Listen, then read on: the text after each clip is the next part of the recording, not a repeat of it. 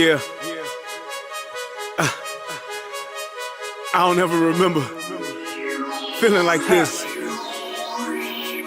But I'm out here in these YouTube streets. So I want you to get your fingers. I don't know what you're doing. I want you to right get now, your but mouse. I want you to check me out. And I want you to check me out. Get ready to do this. It's the relationship rehab. Like, share, and subscribe. We coming at you live. So come on, let's take a ride. Then subscribe to United Guns of America. Just click that link and listen up to what I'm telling you. It's the relationship. Click that link right now. You know what I'm saying? It's your boy Brian Redmond, and I just want y'all to subscribe to my channel. You know what I'm saying? I want you to let me know what you think.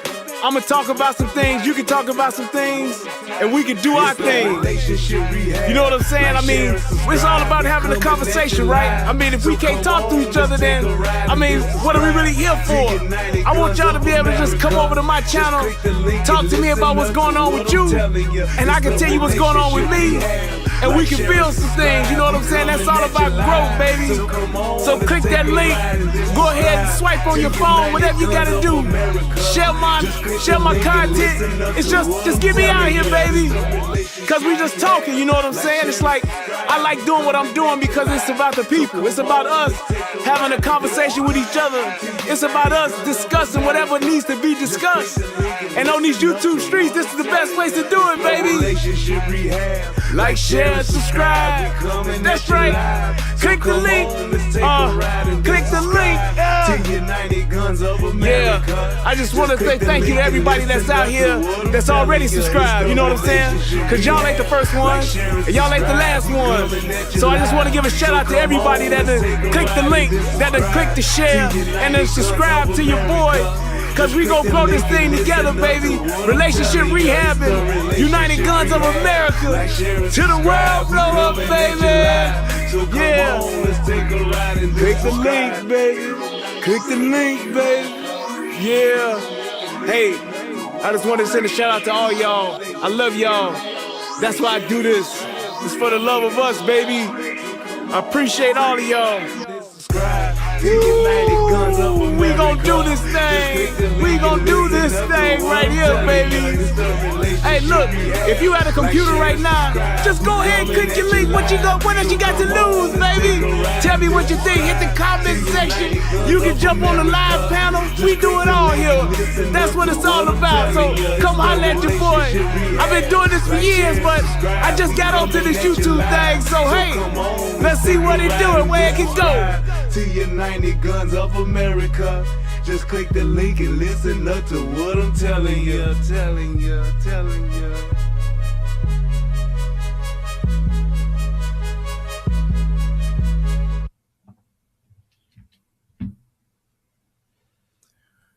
And there it is. Good evening, everybody. My name is Brian Redmond, and I am the host of the show on tonight. This is the Relationship Rehab and the United Guns of America. And on tonight, we are going to really talk about the Uvalde shooting and what took place as far as the timeline and as far as the officer's response. And I hope that that I don't offend nobody, but if I do, then I do. I'm not really too concerned about that, but I would like to say that I want to thank everybody for tuning in. Shout out to all my truckers out there. Thank you guys so much. Please click that like button. Please click the share button. And we are going to have ourselves a really good show. Now, I don't know if everybody's been following this. This is at the top of the news all across the country. And I guess one of the things that I felt that I needed to do this show about is, let me say this first and foremost. So for those of you who don't know, I was a law enforcement officer for about 2.5 years. And I actually have had active shooter training. Yeah, I've had active shooter training from a law enforcement perspective and from a I guess you would call it a victim perspective or a civilian. That's not victim, but from a civilian perspective. And what I saw as this has unfolded, it has really been one of the most disturbing and upsetting things that I've seen. I almost, on several occasions in talking about this, I've almost come to tears about it, because this is one of those things where I am so baffled.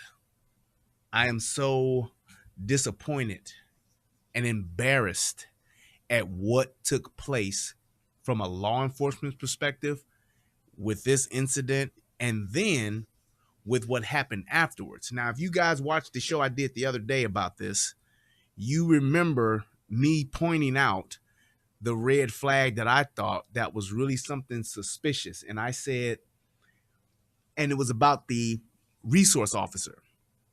And I said, well, if there was a resource officer, a school resource officer there, an armed school resource officer there, and they said that this resource officer had an encounter, why did they not give us the status or the full breakdown of that encounter?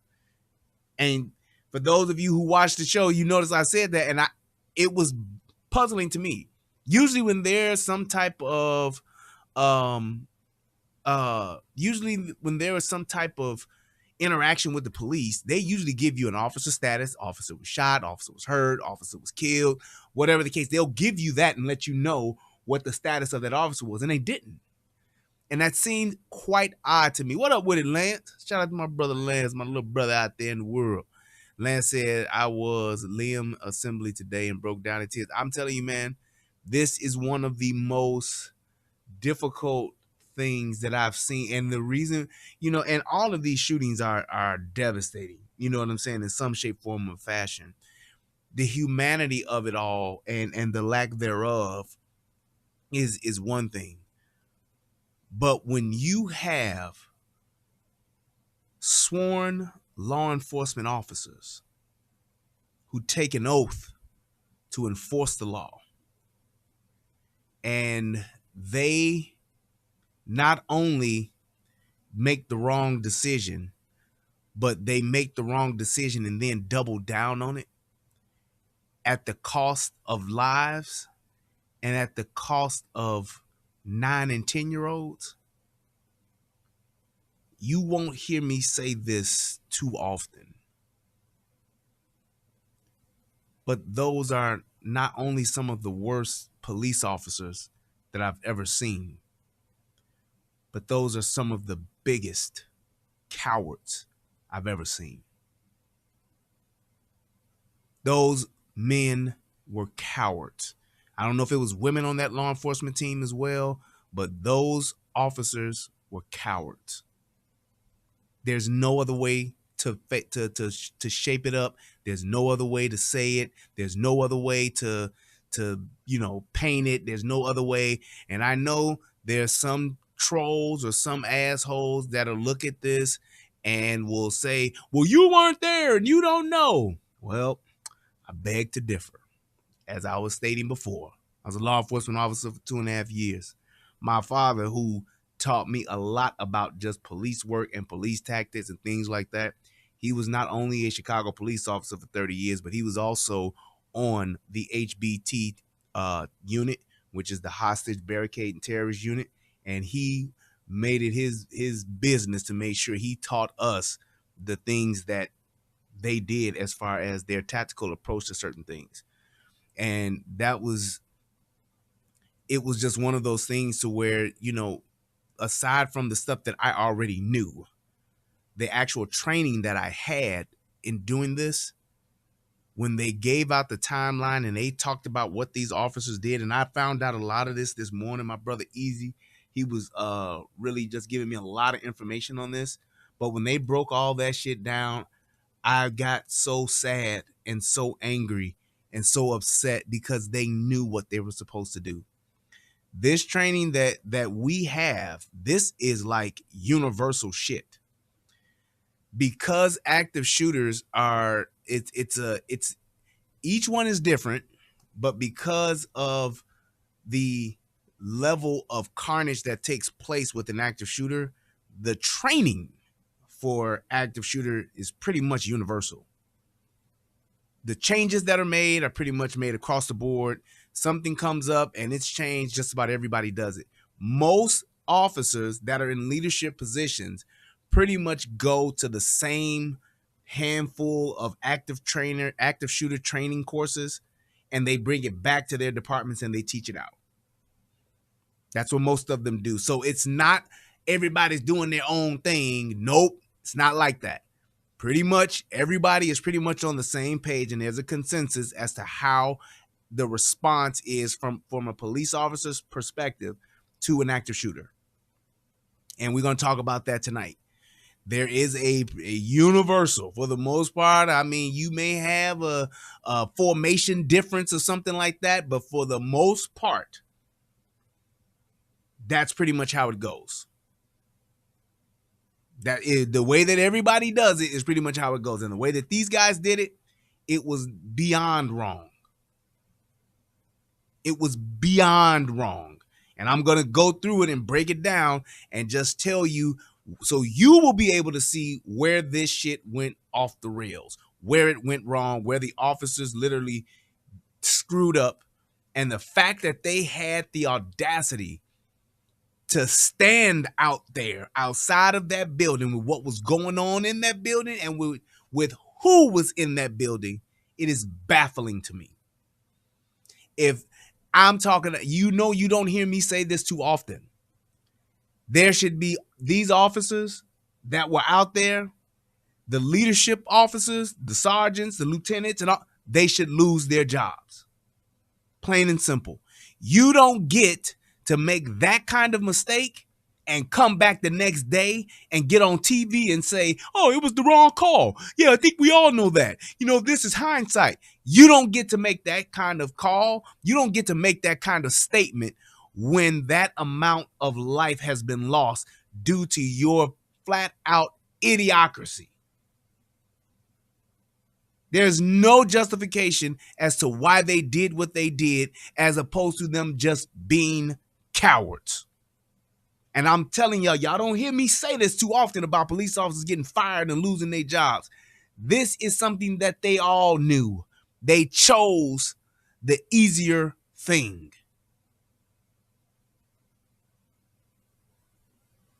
They chose the easier thing. They chose the thing that would keep them safe. Those cowardly motherfuckers. And I'll call them all that to their face. To every last one of them that followed orders, that stood outside, you are fucking cowards. Now, anybody got a disagreement with me and argue with me, I don't give a fuck tonight. It is what it is. I'm not going to sugarcoat it. I'm not going to look at it with rose-colored glasses. I'm not going to do nothing but call it what it is and tell the truth. This was embarrassing. This was embarrassing. So, without further ado, my favorite part of the show, and we're going to get into what it is we're going to do tonight. Federal law allows citizens to reproduce, distribute, or exhibit portions of copyrighted motion pictures, videotapes, or video discs under certain circumstances without authorization of the copyright holder. This is called fair use and is allowed for purposes of criticism, news reporting, teaching, and parody, which doesn't infringe of copyright under 17 U.S.C. 107. Okay, so yes, please click that like button. Please click that donate button, the subscribe button. And like I said, and tonight, anybody that has any questions, I'll be more than happy to answer those questions tonight. I'll be more than happy to. So here's how this shit goes. Let me explain. This is how it goes. When we were in active shooter training, the rule is this. And it wasn't just the fact that we sat in a class and went over this training. We actually went to a school. We had a school and was able to take it over. And we actually did the actual training and the drills and all of that stuff as far as the breach and everything. We did all of that from the parking lot all the way into a classroom with the actual live active shooter. We had our real guns. They were cleared and wrapped up with blue tape for safety purposes. And I mean, we literally approached the building in covering each other. We stacked up. We were in T formation. We went through and we cleared the hallways and everything. So here's how it goes. When an officer arrives at an active shooter scene, like they did at this school, the first thing that you are listening for are bangs. That's what you're listening for. Gunshots. You're listening for gunshots. Now, once you hear bangs, there is no waiting. There is no establishing a perimeter. There is no setting up command. There's no waiting for backup. There's none of that. If you get to a school and there are shots fired, you go. You go to the bangs, you go to the shooting, the noise, whatever the fuck you want to call it, you go there. And you confront the threat. And if you get shot, you should die confronting that threat. If it's you and a partner, if it's you and 4 other cops that all get there at the same time, and this is what I was taught, you guys arrive at the same time, there's a question that should be asked, and then you move in. And that question is, okay, who's in charge? Whoever says I am. You don't have to be a commanding officer. You don't have to be a sergeant. You don't have to be a lieutenant. You don't have to be a superintendent. You get there. We all pull up at the same time. We get out. We got our long guns. Who's in charge? I am. We following you. Let's go. We stacking up. We in a diamond formation, in a T formation. I prefer the T. I'm just saying. T formation is just that. 1, 2, 3, and 4. Somebody watching the rear. That's how you stack up. That's what you do. And you go in. And you go to the bangs. If you get in and you don't hear any bangs, you systematically go and you check each room in the hallway. Yes, sir, UFO, you know what it is. Rolling T, baby. If you do that, you hit every door. And that's simply, when you're in that T formation and you going down that hall, you checking each door and you checking for the bad guy. If you see victims, people shot, people laid out, people hemorrhaging, whatever the case may be, you keep going. You cannot stop and help that person. You have to keep going until you have eliminated the threats. And you keep moving. Once you hear bangs, you go to what we call dynamic. And that means you don't check no more rooms. You go to where the noise is. And you put down that threat. That's it. Ain't no negotiating. Ain't no chit-chatting. Ain't no calling, waiting for backup. Ain't no ordering pizza. Ain't none of that. You move to the threat and you neutralize that threat. That's it. So whether if it's 1 of y'all, if it's 8 of y'all, if it's 20 of y'all, when you get there, you go. Here's the reason why you do that. Because 20 years ago at Columbine, those officers sat up a command post. They established a perimeter, all the while listening to the gunshots. So the mistake was made 20 years ago. That's what they did at Columbine. Those officers got there and they still were hearing the bangs. They did not go in. They stayed outside and they set up a perimeter, established a base, waited for command staff, waited for backup, and did not go in.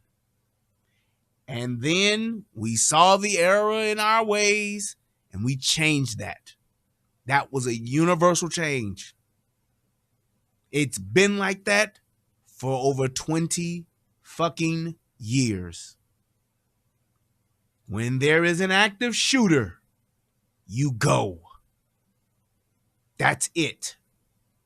There is no, oh, well, let's assess. Let's try to see what's happening. Let's try to go and see. You go.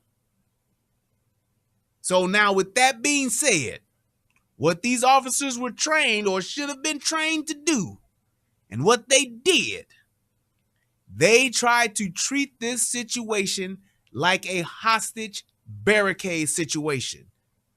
And a hostage barricade situation doesn't exist when you have an active shooter.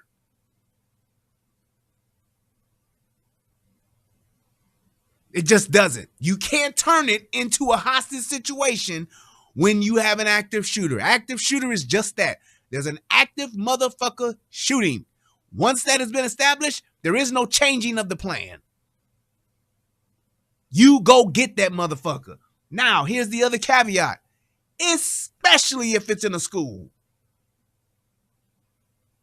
Especially if it's in a school. You don't wait for shit. You don't stop. You don't, oh, wait, let's see what's going on. Now the guy want to talk. No, you go. Because there are people in these rooms. You don't know what that person is doing.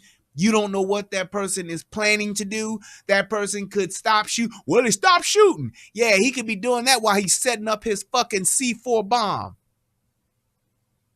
Well, we didn't hear gunshots anymore. Yeah, that's because maybe he's reloading, assholes. Well, once the shots stopped, once they stopped shots fired, we didn't hear any more shots being fired. We thought it's how can you think it stopped and he's still there and you haven't neutralized him? You do not play games because seconds matter. You don't know how many guns he got. You don't know how many people are in there shooting. You don't know who's alive or who's dead. That is why you go.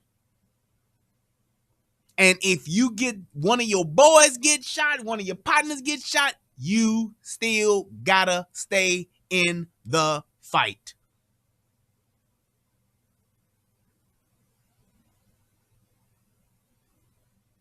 I'm telling you what it is I know and what I was taught. And that the whole other point to this is as well, as far as protocols that were not followed in a school. And I was an instructional assistant for 3 years at Chicago Public Schools, basically a teacher's aide. And I was also in a school where I was not in a school, but I was a contractor for IT that serviced the Chicago Public Schools. Shout out to my boy Steve Matthews at ACTG. Shout out to you, player. But we serviced all of Region 1 and all of the tech, what's it called? Tech? It wasn't called tech. It was ETC, Education to Career Computer Schools. Anyway, I was going into Chicago Public Schools pretty much every day as my job to fix computers. And I know this to be true in all Chicago Public Schools, and pretty much any school across the fucking country does this. Every single door in a public school, schools period, is locked with the exception of a person at that door. So when you go to a school, all of the doors in that school, the surrounding entry doors, are all supposed to be locked. They ain't supposed to be propped open, left open, cracked open. They are locked for this reason and others just like it, so that nobody comes into that school without coming past a human. The only door that can be unlocked in a school is at a door where it is manned by a human being. That's why usually the main entrance is the only entrance that you can get into a school, because all the other doors are locked. Because they don't want people letting other people in. They don't want people being able to just walk into any door. Once that school bell rings, ding-a-ling-a-ling, all those doors are locked and closed, and the only door that is open is a door that is manned by a person. Whether you got a security officer there, whether you got a school aid person there, gym teacher there, I don't give a fuck if you got teachers taking turns rotating, watching the door. That's what it is. This fucking teacher that just so happened to be going to get a phone or some stupid shit like that left the door propped open. Why, I have no fucking idea, but that's exactly why you don't do it. Now, some people have been saying the conspiracy theory, they did it on purpose. This was all a ploy and all of that shit. I don't know about all that. I'm just telling you what it is that I know. You keep every door locked and closed except for the main entrance. And in some cases, that door is even locked and they get buzzed in.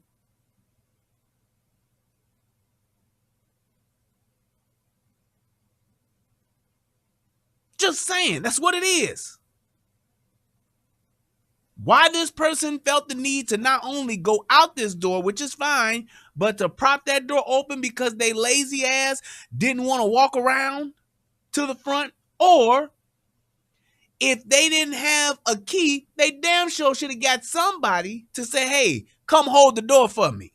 So if you do see a crazy motherfucker coming with an AR-15 and a bag, you can shut the fucking door.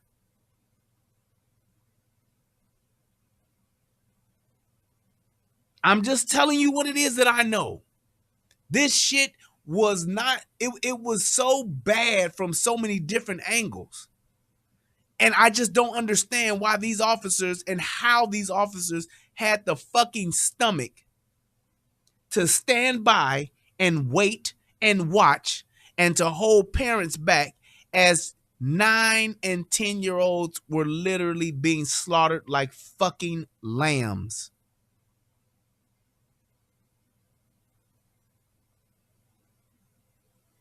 People have to realize that there are protocols and things like that in place for certain reasons. And not to say that, hey, that person's probably went out to their car and have seen other people go out to their car 35 other times, and leaving that door propped open was possibly a normal practice or whatever you want to call it, just an honest mistake. But this is why things like that are in place. You never know when it's going to be your school. You never know if it's ever going to be your school. How about this? Why not you not be the asshole that does the lazy thing and fucks it up for so many others that literally won't have a chance?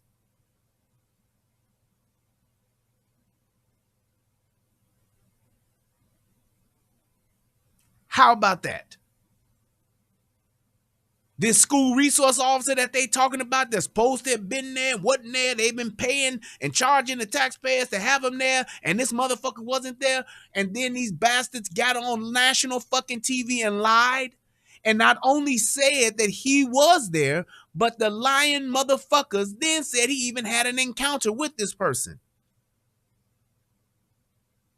Now, all the other shit, how many was shot, who got shot, who's dead, who's alive, who's hurt. Oh, they didn't know none of that and wouldn't speak to any of that. They wouldn't speak to any of that. They wouldn't tell you nothing. We don't know that yet. We're still gathering the facts. But you can, while you gathering the facts, you sure found it convenient to tell a fucking lie, trying to cover somebody's ass because that school resource officer probably was supposed to be in that motherfucking school. How about that? How about that? And I don't give a fuck if the school resource, if the resource officer was at fucking lunch. I don't give a fuck. You are there for that specific reason. And if that person waited for your dumb ass to go to lunch, guess what, motherfucker? You should be bringing your lunch. The fact that these motherfuckers began to lie, tell half-truths, even to the point where they gave the governor misinformation, it lets you know that they're full of shit. It lets you know that they're trying to cover it up and somebody is trying to cover their ass. And it's just one of those things to where you have to make sure that you follow protocol and procedure and policy for situations like this. And the reason why is because I know nobody's perfect. I'm not saying that. I know everybody is not going to do everything the right way every single time. But when it comes to shit like this where lives are on the line, man, you don't have a fucking choice but to get it right. You don't have a fucking choice but to get it right. Follow the procedure. Follow the protocol. Because I tell you like this, a locked door at that back of the school, a locked door while the school resource officer was out to lunch, a locked door could have potentially thwarted this whole fucking thing and not given that fucking asshole a chance.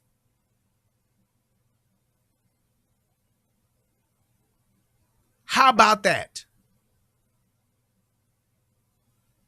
2 locked doors. You lock that front door because you going to get your fucking Whataburger. You lock that back door because you going to go get your phone and don't go back and prop the fucking door open. Maybe, just maybe, that kid gets gunned down outside them fucking doors trying to get in. Maybe, just maybe, it's only 9 instead of 19. Maybe, just maybe, it's only 1 instead of 21.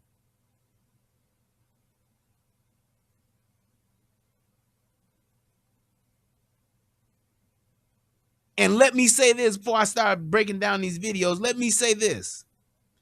Someone asked earlier in the chat, and I've done a video about this several times. And the question came up, should teachers carry firearms in the school? I'm going to say this again. Do I think that teachers should carry firearms in the classroom? I don't think they all should. Nope, I don't. But those that want to and are willing to go through a certification course and to be trained, they absolutely should. They absolutely should. They should be allowed to. Do I think every teacher is capable of wielding a firearm and being able to shoot and take a life? No, I don't.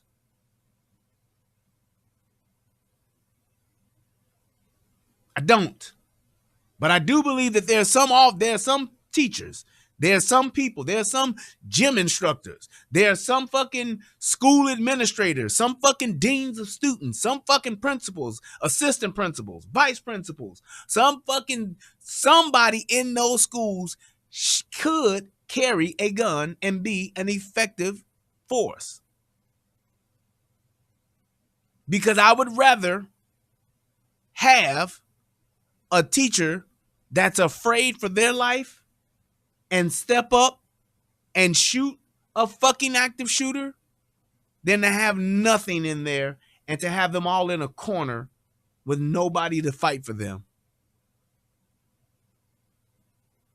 With nobody to fight for them. With nobody to give those motherfuckers a chance. All you motherfuckers out here talking about we don't need guns and all that shit. Well, I tell you what, you take your ass to a school. And you tell me what you would do if some fucking psychopath comes into a school, into a 4th grade fucking classroom and does what this piece of shit did. You tell me what you gonna do.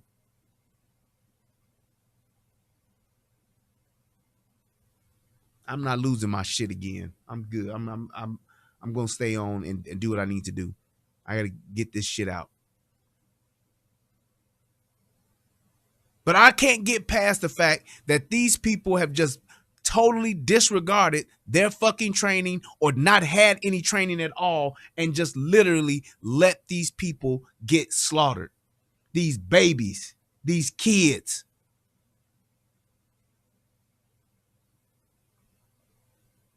Let's go.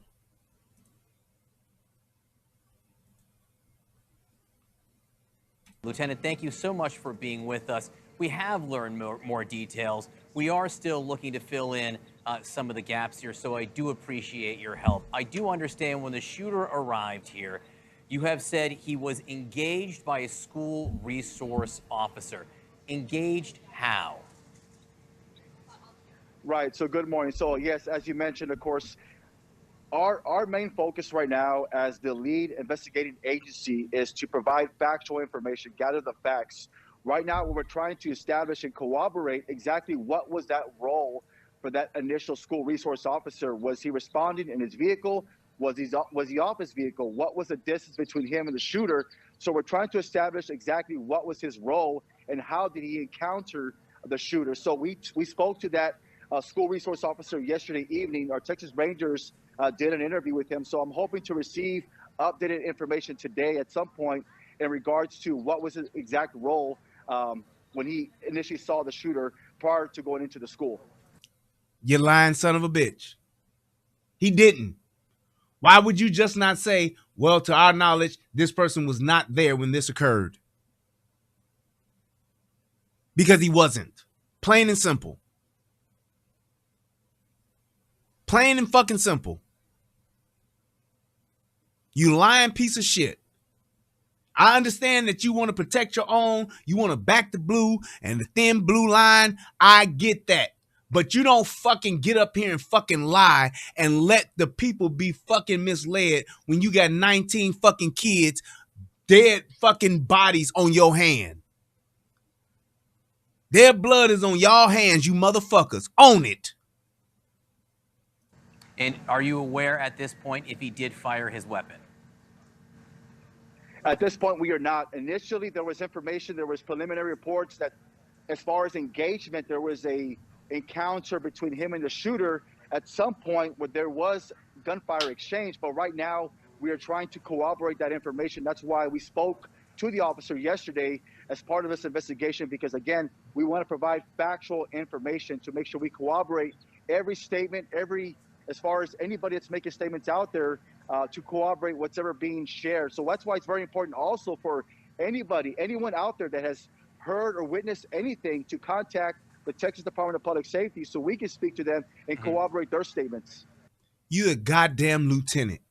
How the fuck you don't know for sure? A simple no, he was not there.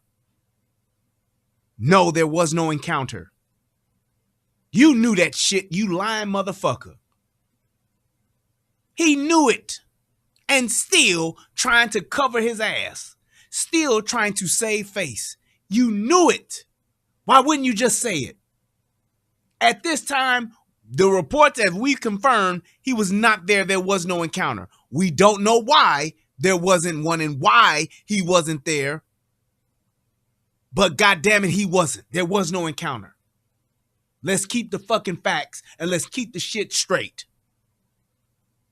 Your guy, your man, whatever the fuck it was, whoever the fuck he or she was, you fucking shit the bed, homie. You went to lunch at the wrong goddamn time on the wrong goddamn day. I don't give a shit.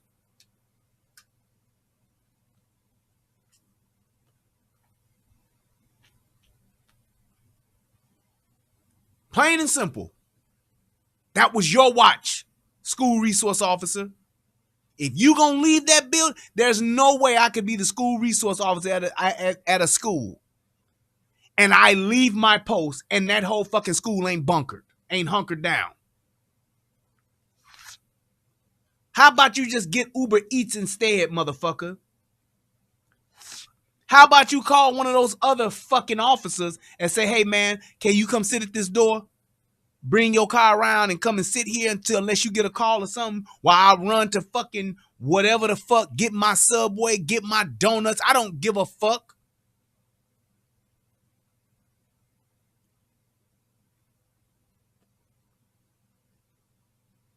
Why don't you do that? Do you know how many times officers check on and off for lunch all the time? And that's why they announce it. So you'll know, and you can see it at dispatch. You can see when an officer is off. They've checked off. For lunch, got to take a shit, whatever the case may be. Did it all the time. Shout out to my partner, Todd.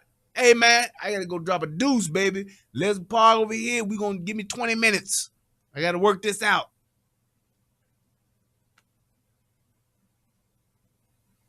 You going to leave your school? Get you a marked car to come and sit in front of that fucking school, man. Hey, man, give me 30 minutes to go run and get my food, and I'm going to eat it when I get back here. I just want to run and go grab it. What did he say about that? Yeah. Yeah, I didn't watch what B. Tatum said about this. But yes, he is wrong on occasion. Yes, indeed. But I'm just saying, you gotta be smart enough to say, this is my post. This is my watch. I'm not gonna leave, because my thing is this. You're literally saying this, and this is just perspective. Yes, this is Monday morning quarterback, but you gotta take on the responsibility and look at it like this. I'm gonna leave these kids for an hour to go do what? Go eat? Go get my lunch? I'm gonna leave these kids defenseless. I am the only gun in this entire fucking school. Some 200-300 kids will be without a protector for 45 minutes, 30 minutes, an hour, 3 minutes, 10 minutes. It don't fucking matter.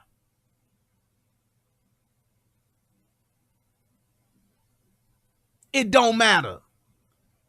Who would do that?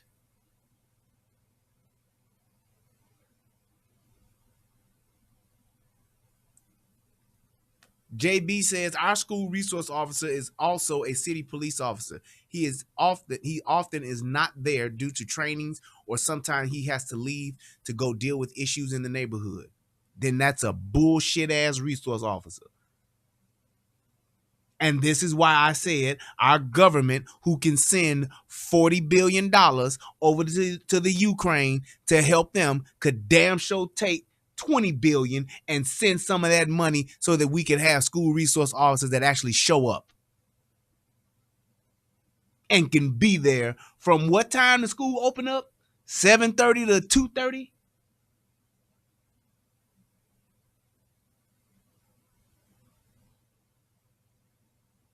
That's bullshit. You don't see motherfucking Secret Service leave and go handle other affairs when they on a fucking presidential detail. You don't see them leave, do you? Hell no.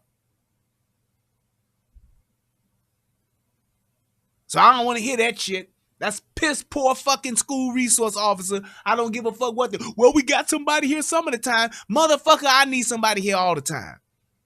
It's somebody down at the fucking tax office all the time to take my money, ain't it? It's somebody at the goddamn HR department to make sure all my taxes get taken out of my check all the time, ain't it?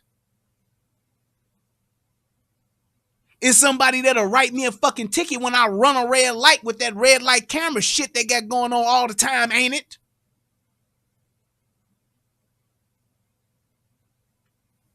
I don't pay my fucking rent. It's a fucking constable or a fucking county sheriff here to come evict my ass all the time, ain't it?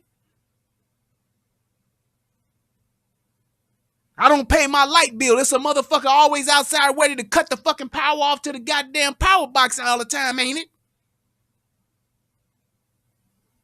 So I don't want to hear that shit about resources are limited. No, that's bullshit. Y'all fucking with the money the wrong way. Y'all fucking up the money. That's what that is.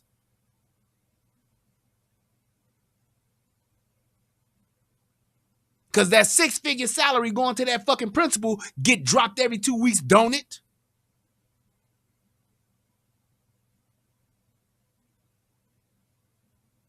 I don't want to hear that shit. Motherfuckers can find a way to keep everything to tax a fucking taxpayer. They can find a way to keep that shit on. They can find a way to keep that shit open. They can find a way to keep that shit up to date. We've made it even easier now. You can pay your IRS taxes online. You can find the money and the resources for that to process that shit, can't you? then I don't want to hear shit about how you can't have a fucking school resource officer in every goddamn school. I don't want to hear it. Shout out to Nickel City Don, hit your boy with $20. He says, we tired, roll tide.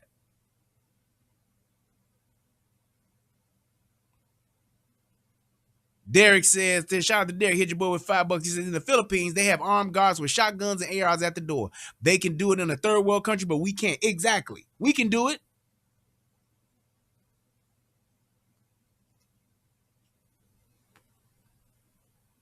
But you don't give a shit about that when your kids got a Secret Service detail.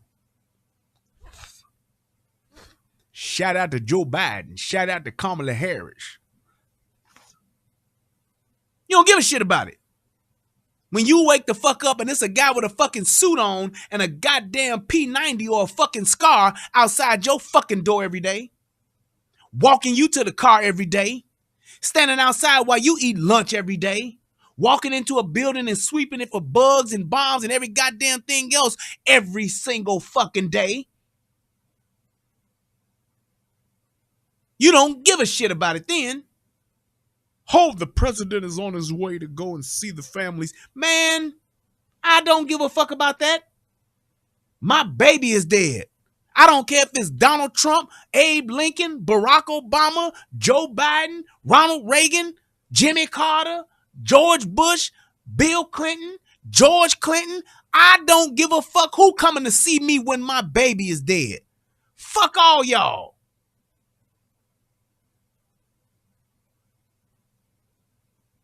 The fuck does that mean to me?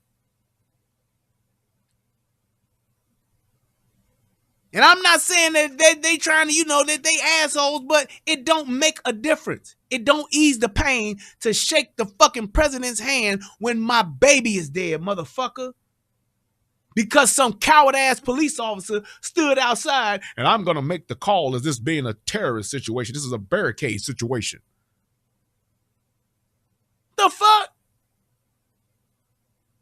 And I'm telling you like this, and you won't hear me say this too often either. If I was a parent outside that school, them officers would have had to shoot me.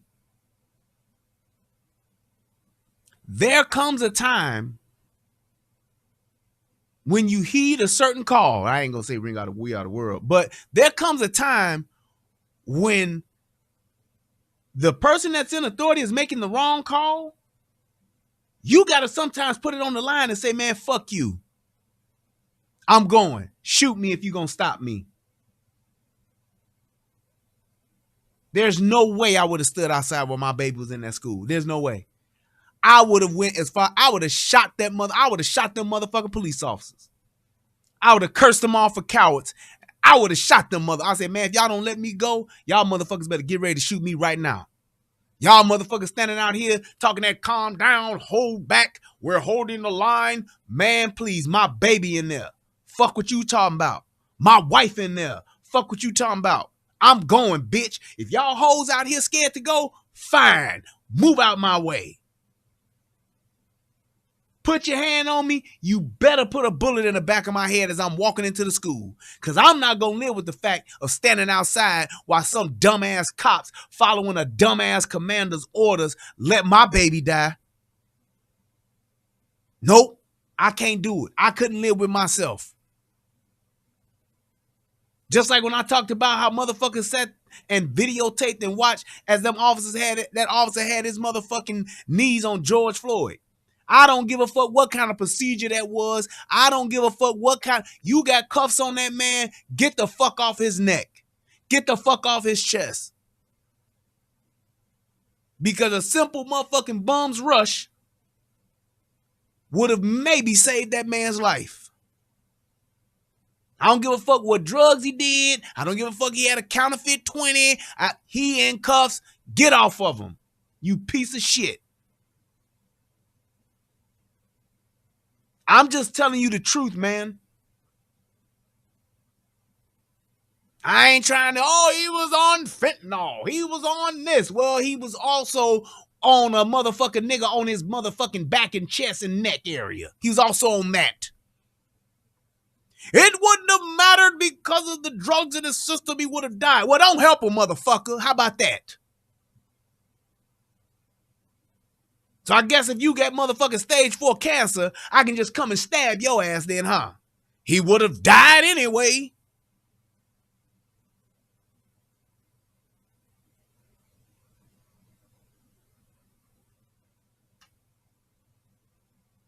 He would have died anyway. He was going to die anyway, man. I mean, okay, well, fine. Let this motherfucker go on his own. He don't need your help.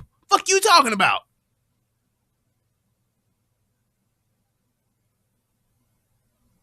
A motherfucker shoot me in the chest. I don't need nobody to choke me. Just saying.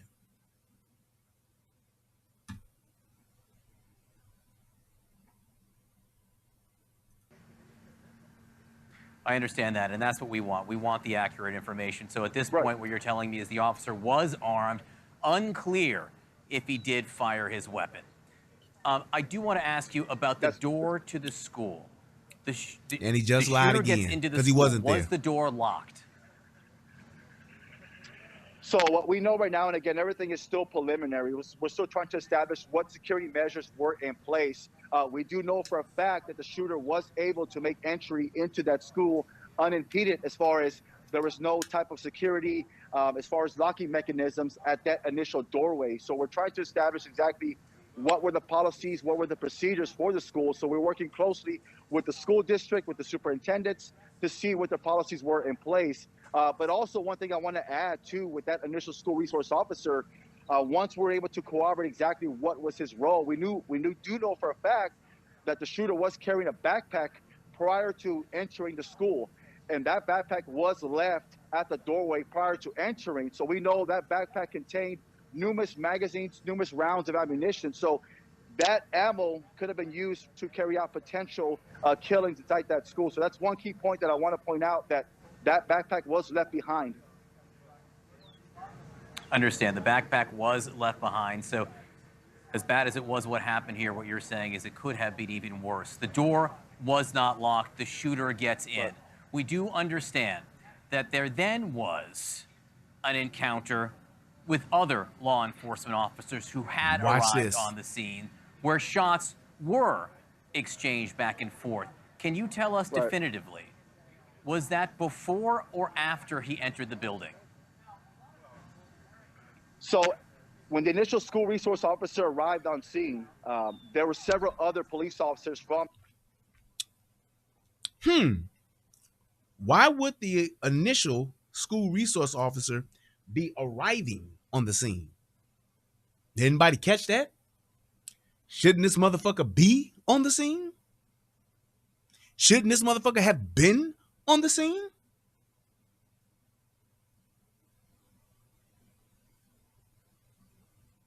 And I agree. If this motherfucker didn't know, he shouldn't have fucking had the fucking interview. At this time, we're going to make a statement, and once we get the facts, we'll be back. After these messages, we'll be right back with facts. Uvalde that arrived as well immediately. And as that gunman entered that hallway of the school, those police officers also followed right behind that shooter. At that point, there was gunfire exchange. They were met with gunfire upon entering the school. Those two police officers were shot. At that point, the gunman was able to barricade himself inside the classroom in which he carried out those mass killings where 19 children were killed, as well as the 2 teachers. The shooter is now... Now, here's my thing. I get on the scene.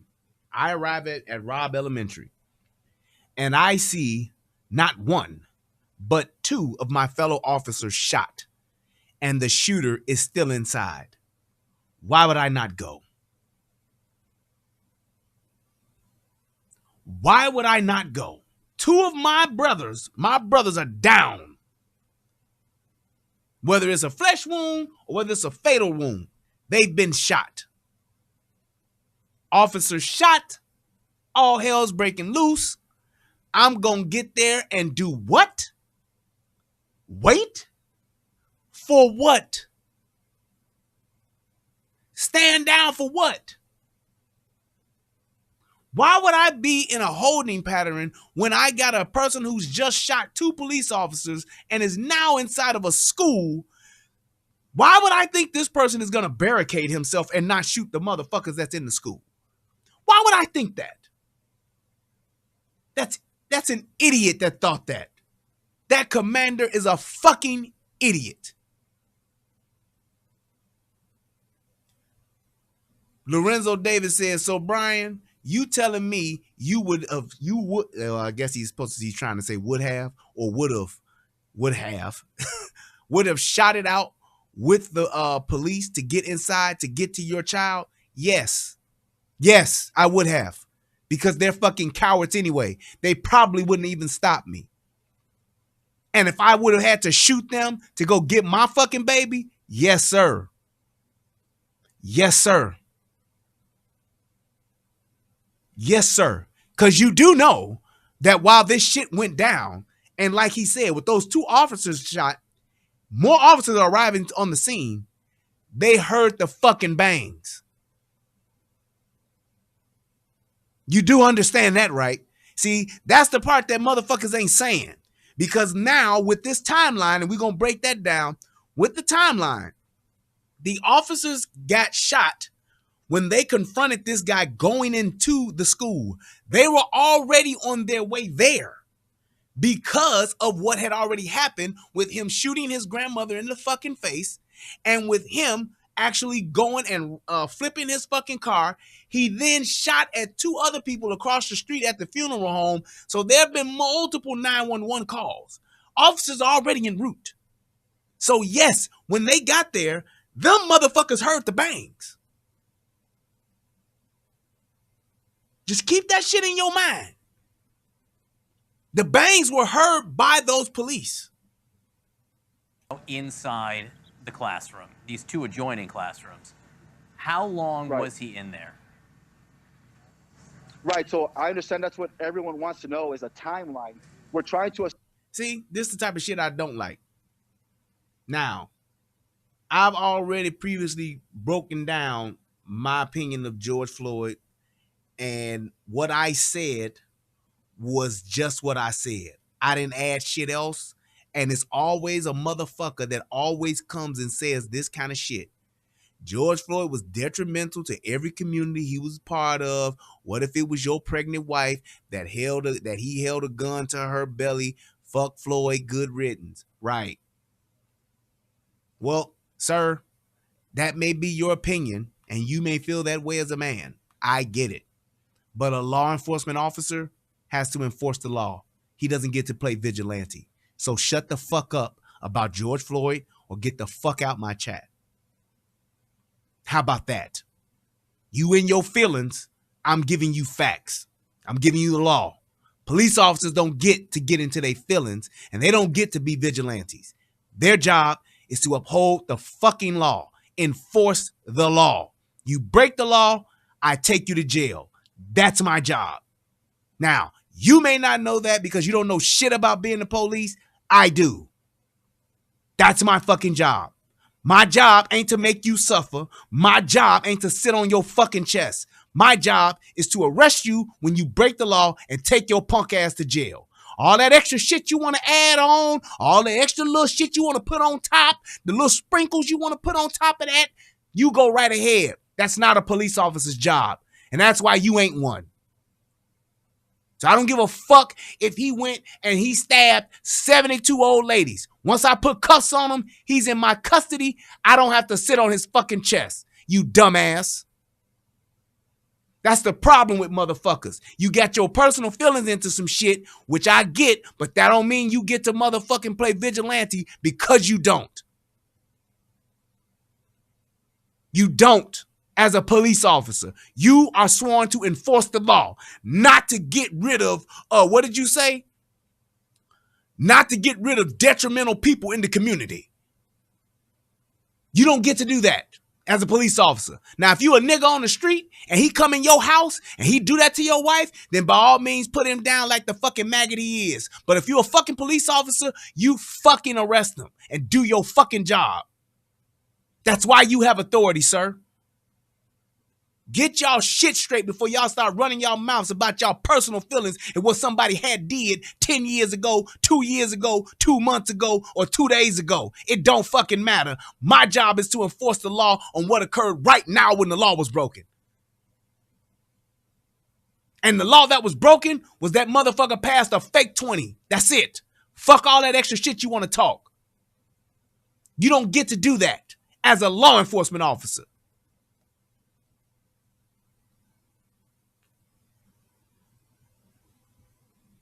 I can't stand when you bring facts to a motherfucker and the law and they just want to disregard that and talk some other shit that don't got nothing to do with what I said.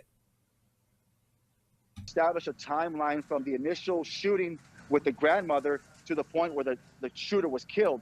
And also in between that. So we're trying to establish every single timeline as far as how long the shooter was inside the classroom, how long did the shooting take place. But as of right now, we have not been able to establish that.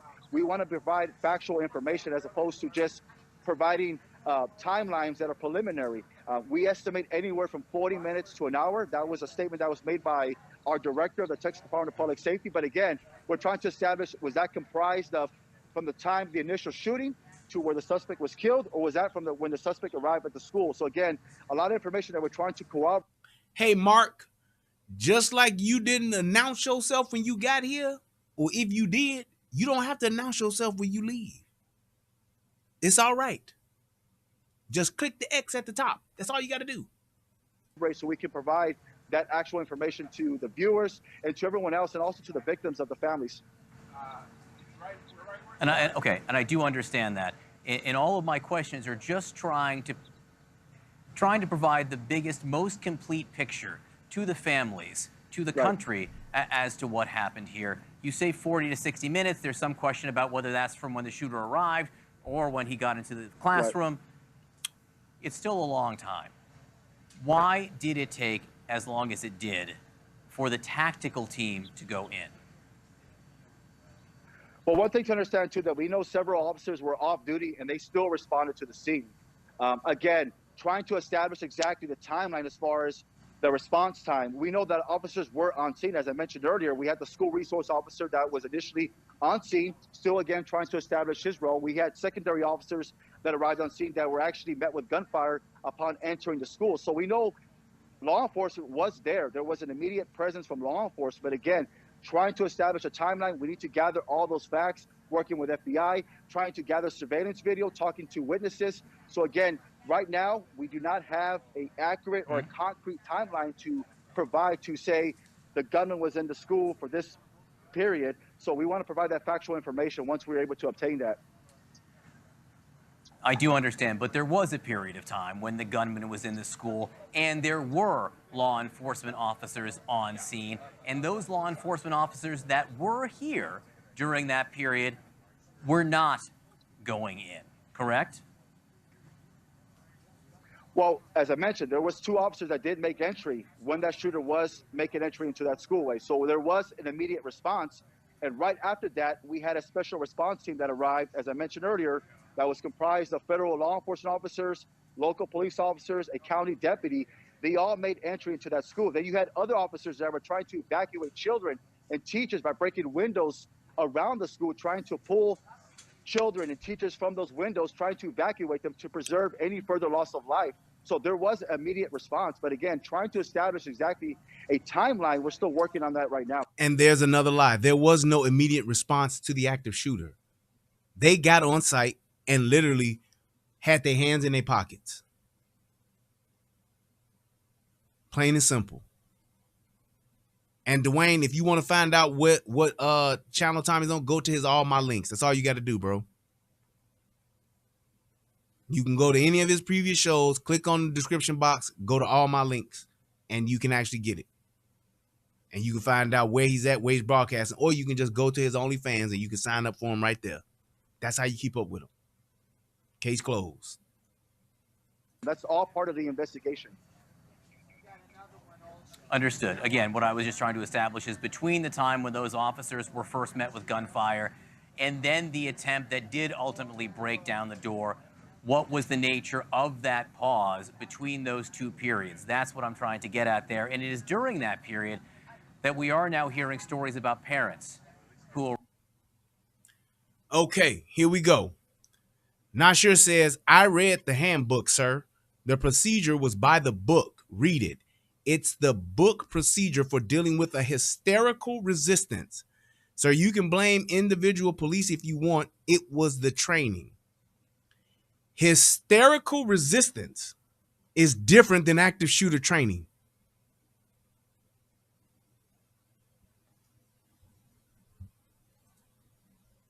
This is the shit I'm talking about. I love the way people don't have the ability to argue.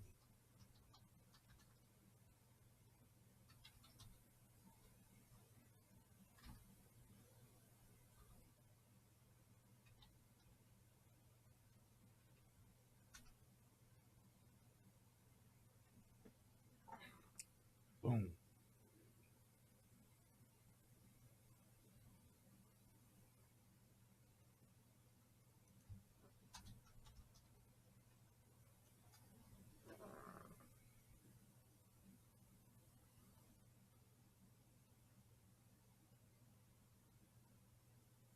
Matter of fact, I can't even find the definition for hysterical resistance.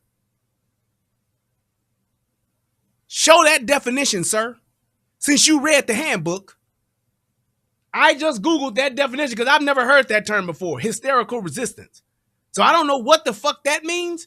I can tell you what active shooter training is. I can tell you what that is.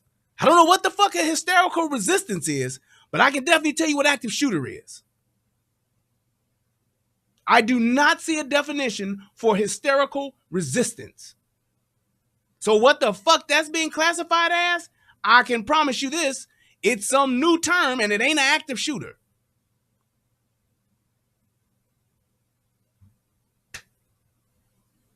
What do you want me to do?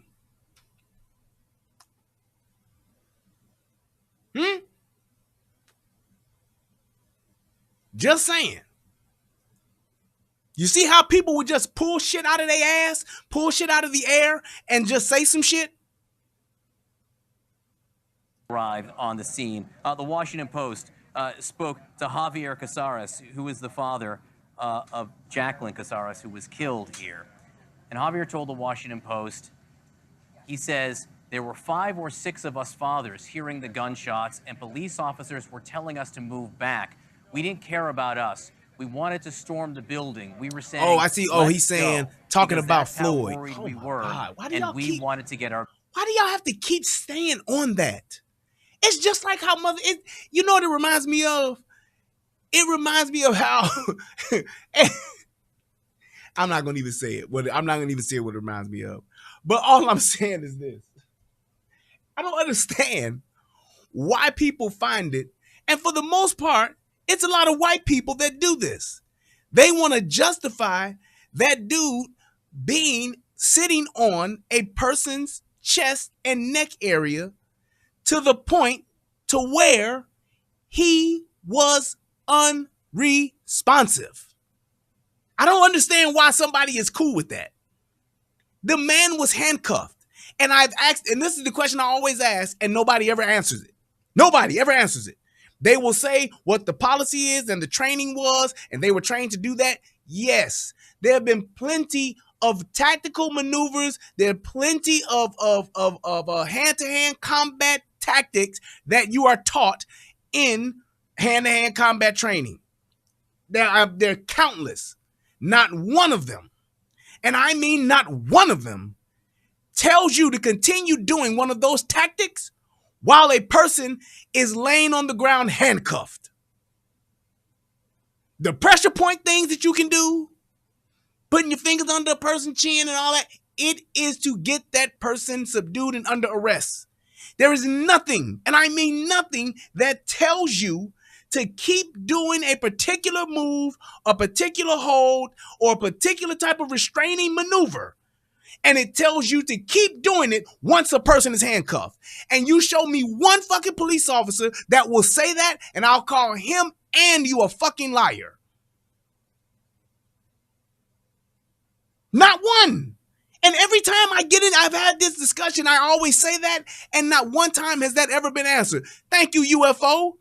There isn't one. It's just like if I hit you with a taser and you fall out and you get the handcuffs put on you. Based on the training, I could tase him again. No, you can't. He's under arrest. Once the handcuffs are put on, click up, he's under arrest.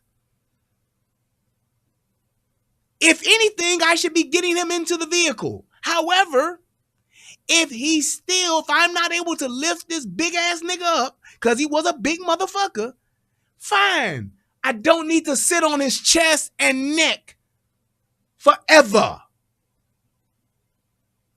That's bullshit. And you talking about somebody who's been on both sides. That's bullshit.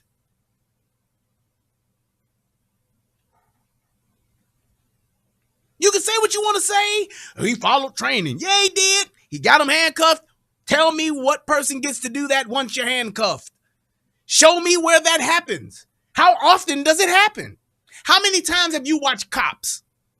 How many times have you watched Cops and seen a person get chased, jumped over trees, dove in the bushes and all that shit, jumped over several fences, fucked around with dogs and all that shit, and then once they get the handcuffs on them, they put them in a chokehold and just keep holding them, cutting off his wind?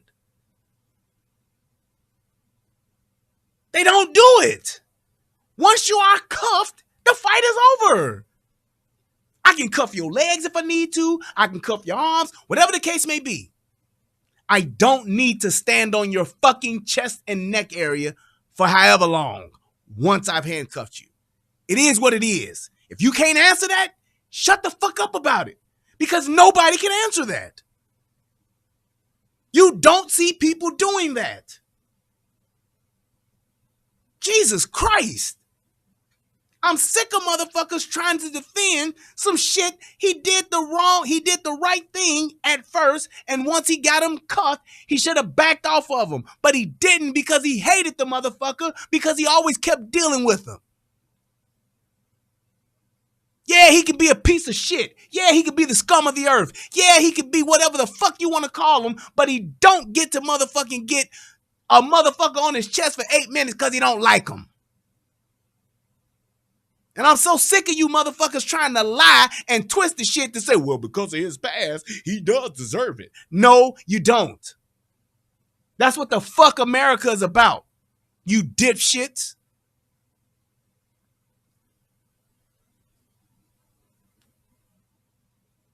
Jesus Christ.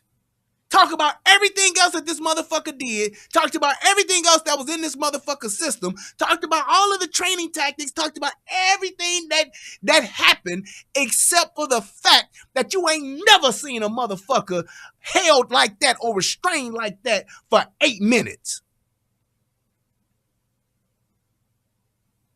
The fuck out of here. That's bullshit. And I called that shit out even when fucking Steven Crowder fucking ass tried to reenact the fucking shit. Motherfucker, let me come do it. Fuck you and your boys out there fucking around.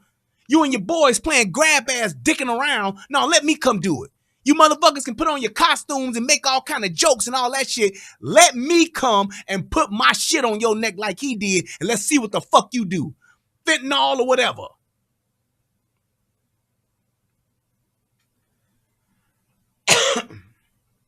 I mean, goddamn, thank you. You can even tap out in a fucking MMA match. You fucking serious? A punch to the face is legal like a motherfucker in an MMA match until the motherfucker taps out or passes out. Do they keep letting them hit him then? No, it's a motherfucker in there to dive on their ass to break them up. But you don't want to talk about that though. Fuck out of here with that bullshit. Be fucking realistic and be fucking fair. Motherfuckers. Babies out. So these fathers were willing to go in. Why were they stopped? Right, I can tell you right now, as a father myself, I would want to go in too, but it's a volatile situation. You have an active shooter situation. We're trying to preserve any further loss of life. We cannot have, and as much as they want to, go into that school. We cannot have individuals go into that school, especially if they're not armed.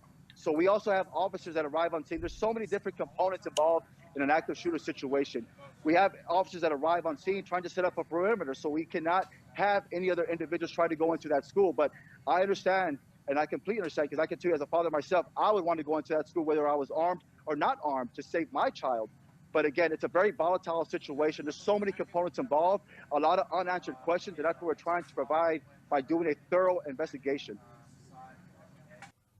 Well, you tell me this about your investigation, and you tell me how thorough you been when you dealing with this.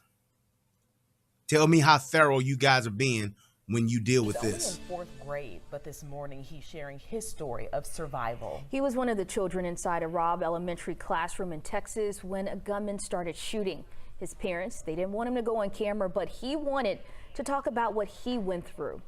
He shot our next person's door, and then we have a door in the middle, and he opened it, and then he came in and he crouched a little bit, and he said it's time to die. When I saw the bullets on the floor, it was real. Exactly. They were there.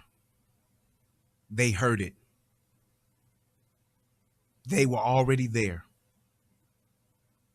Third Corner said, can a person, not law enforcement, enter an active crime scene? No, they cannot. They cannot. That is, no, you cannot do that. You can't even interfere with an active investigation for a law enforcement officer. So no, they cannot, to answer your question. They would be arrested for interfering with an active crime scene, interfering with a police officer's investigation, and I mean an active investigation. Yes, that is a crime. You cannot do that. Wow. He and 4 others hid under a table with a tablecloth, hoping it protected them from the shooter's view. He says his teachers, Mrs. Irma Garcia and Mrs. Eva Marcellus, did everything they could to save them all. They were nice teachers, and they went in front of my classmates to help to save them. The student was not hurt, but most of his classmates are gone this morning. He said what made him feel better was hugging his family.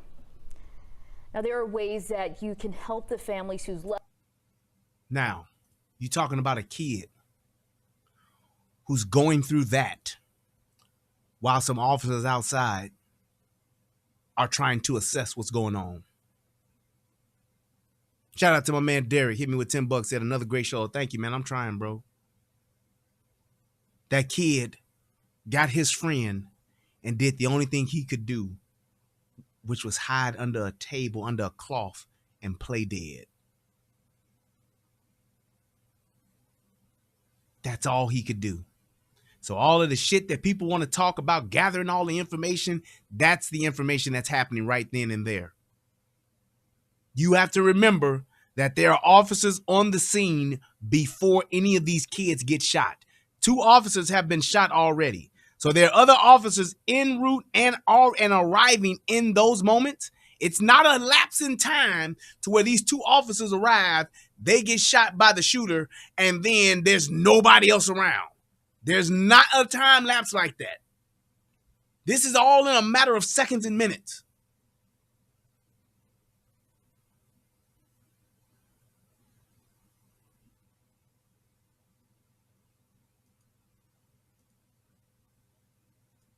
Now listen to this dude, and this is what really sent me over the motherfucking edge. But don't current best practices, Lieutenant, call for officers to disable a shooter as quickly as possible, regardless of how many officers are actually on site? Correct. The active shooter situation, you want to stop the killing, you want to preserve life, but also one thing that, of course, the American people need to understand is that officers are making entry into this building. They do not know where the gunman is. They are hearing gunshots. They are receiving gunshots. At that point, if they proceeded any further, not knowing where this suspect was at, they could have been shot. They could have been killed. And at that point, that gunman would have the opportunity to kill other people inside that school. So they were able to contain that gunman inside that classroom so that he was not able to go to any other portions of the school to commit any other killings. Did you hear that piece of shit? The officers don't want to get shot. Shout out to my man David Williams. Hit your boy with $20. Says salute, love you, brother. Love you too, man. Thank you. He said the officers didn't want to get shot. And let me tell you something, and this is why I call those police officers fucking cowards. This is why I said what I said before. Every time you put on a vest, you put on your police officer shirt, you put on your gun belt, you get your badge and pin it on your shirt or got it around your neck, you go to work and you check on knowing and accepting the fact that this may be your last time you check on and you may not check off today. Every time you get in that car and you turn on that fucking siren and you go to that call, you know and you understand and accept the fact that this may be the call where you die.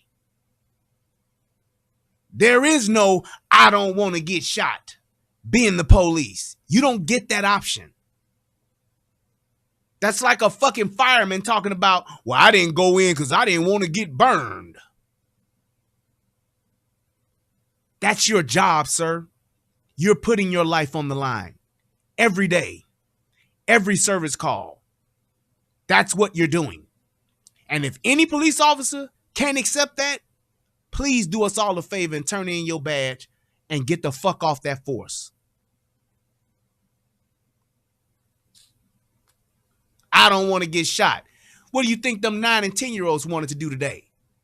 2 days, 3 days before they get out of school for good for the year. The fuck you think they wanted to do? You think they wanted to get shot? So you tell me what the fuck you think you should do. You don't want to get shot, and I'm quite sure there's a fucking classroom of 9 and 10-year-olds that don't want to get shot. They just want to watch their fucking movie for the day. The nerve of that fucking lieutenant to say that shit. Who the fuck has that mentality? I tell you who. A fucking coward does. I don't want to get shot. I don't want to get shot neither, motherfucker. But I'd be damned if I let somebody who don't even have a fucking weapon get shot.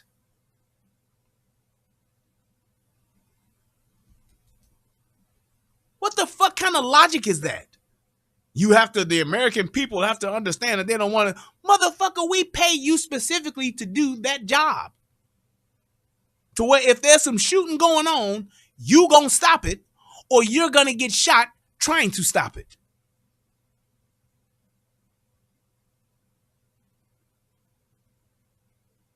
It's like, who the fuck does that?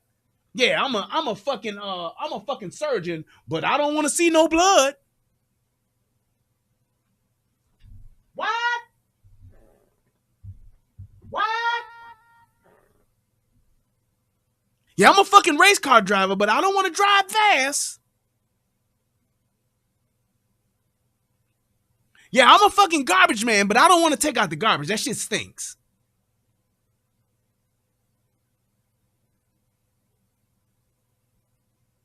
Right, chef. Yeah, I'm a fucking chef, but I don't really like cooking too much, man. I mean, nah, it just ain't my thing. The mixing and the stirring. Fuck kind of police officer even has the fucking balls to say that? I don't want to get shot. You tell me what motherfuckers raising their hand to do it. Yeah, I'm going to join the Marines and I'm going to be deployed, but I don't want to get shot. So I'm just going to let Al Qaeda have their way. Right, UFO. Yeah, I'm a lifeguard, but I don't want to get my hair wet.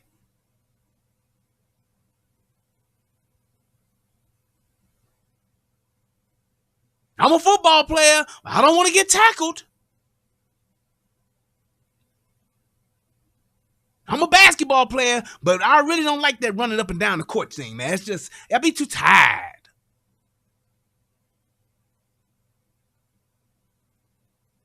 I'm a pinch runner for the fucking White Sox, but I don't want to run. Hurts my feet.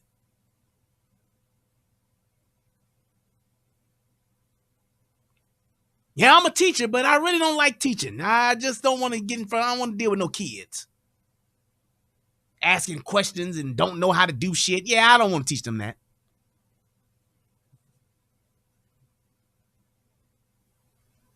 It's like, who the fuck does that?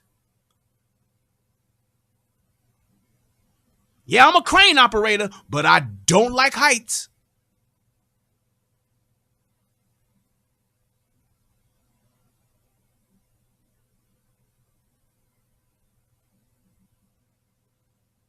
The fuck kind of shit is that? That's insane. There's no way you can even say that with any type of fucking confidence and think that you ain't gonna get your ass shredded for doing it. What kind of shit is that? The decision to have officers wait for backup and a SWAT team as gunshots echoed inside Robb Elementary in Uvalde Tuesday was the wrong decision and possibly a dead one. Hello, I'm Steve Eager. That was the shocking confession we heard today from the director of the Texas Department of Public Safety. And that decision to wait was made by the Uvalde School District's chief of police, the on-scene commander. 21 people were killed, 19 children, 17 others were hurt. Fox 4's Sean Rabb listened in on a morning news conference that finally gave us a much more accurate but much more disturbing truth about what actually happened and what didn't. Sean. Yeah, kind of disturbing things that were learned today. Listen, there were 19 police officers in the hallway, and they were waiting at the ready, but they could not move forward because of the command that they had been given. The command to wait for other equipment, wait for backup, wait for SWAT, a wait that cost precious time, and a wait that the DPS director emotionally said was the wrong call. He don't want to say it. It costs lives. It costs lives. I could not. I don't give a fuck who my commanding officer was. There's no way possible I could stand in a hallway listening to what the fuck is going on, knowing what the fuck is happening, and not go in that fucking room.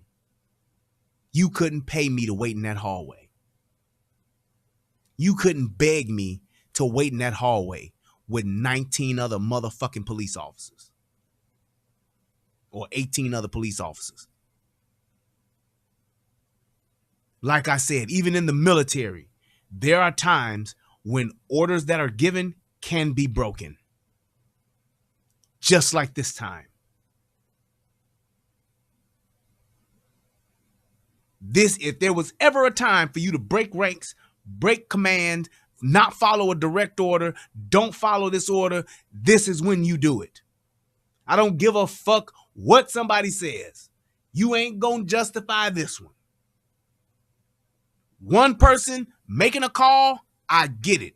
Chain of command, absolutely. But, and I say this all the time, when you look at the totality of the circumstances and what is at stake, you could clearly justify breaking this command.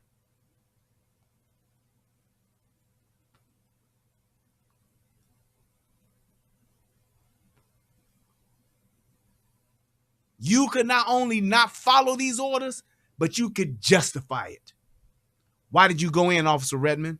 I went in because the shooter was still in there with those children. But it was a hostage situation. No, sir, that is not correct. It was an active shooter situation. I didn't know if this guy was in here reloading. I didn't know if he stopped and was getting ready to detonate a bomb. I didn't know if he switched from a gun to a fucking knife or to a fucking machete. I did not know. All I knew is that the shooter was still in that classroom with a bunch of fucking children. I'd go every time and twice on Sundays, you motherfucker.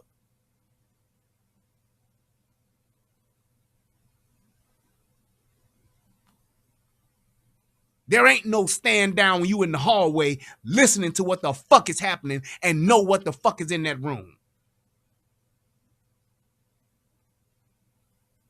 Your job is to put that motherfucker down. If he surrenders, great. But you putting him down is the fucking mission. And the only thing that's going to stop him from not getting put down is hands up. That's it. That's how that active shooter in Buffalo survived. He went hands up.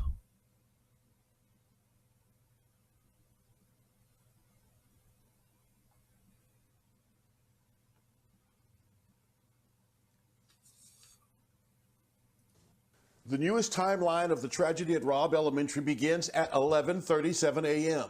A teacher propping the west side door open, likely unaware that she's about to allow evil into the school. A minute later, Salvador Ramos crashes his grandmother's truck into... She let evil into the school. Why? Because I needed to go get my phone. I wanted to go get a phone so I can, instead of me being in there with my kids while they watching the movie, I want to be in there on my cell phone, on my Facebook, on my Instagram.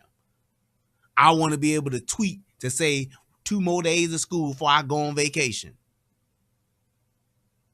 I want to be able to tweet while my kids is watching Vivo. I want to be able to send my tweets. I want to be able to look at what's going on IG. She didn't just open the door, Samantha. She opened the door and propped it open so that the fucking shooter had no resistance and was able to just walk right in.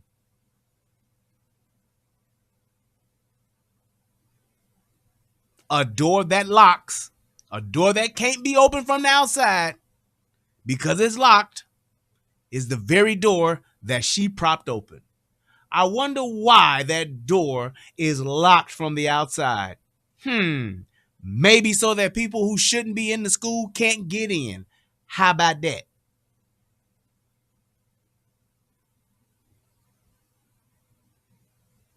A culvert at the edge of school property. 2 witnesses at the funeral home across the street rushed to help. Philly boy DC said you wouldn't have gone in there, sir. Stop it. I hope you wasn't talking to me. I hope you wasn't talking to me.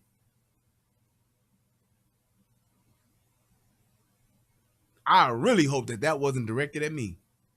A man with a gun exit the passenger side with a backpack and immediately began running. Ramos began shooting at him. 11:30. The first 911 call comes from the school, the same teacher who propped the door open, alerting about the crash and a man with a gun. 1 minute later, Ramos is in the school parking lot and shooting at the campus. Initial reports said a school resource officer confronted the 18-year-old at the back of the school. Thursday, we learned that was not correct. And now we know the assigned resource officer was not on campus, but was in his cruiser. Boom! There it is. Bing bang. There it is. And I'm telling you like this. I don't understand why in the fuck would you have a school resource officer that's not in the school? For whatever reason. He's working a murder case. He's going to help another officer. The purpose of a school resource officer is to be at the school when the kids are at the school.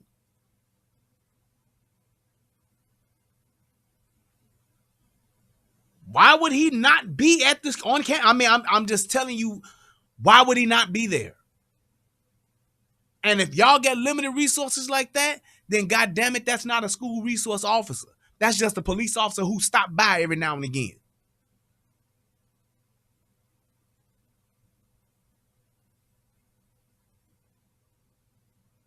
That's just what it is. That's like having an emergency room surgeon that's only in the hospital a few hours throughout the day. Like an emergency can't happen whenever? Who does that? But had heard the 911 call with a man with a gun, drove immediately to the area, sped to what he thought was the man with a gun, to the back of the school, which turned out to be a teacher and not the suspect. In doing so, he drove right by the suspect, who was hunkered down behind a vehicle, where he began shooting at the school. 11. Again, had that teacher had not went out to go get their phone and left that door open, that police officer wouldn't have been in that situation, even though he responded late.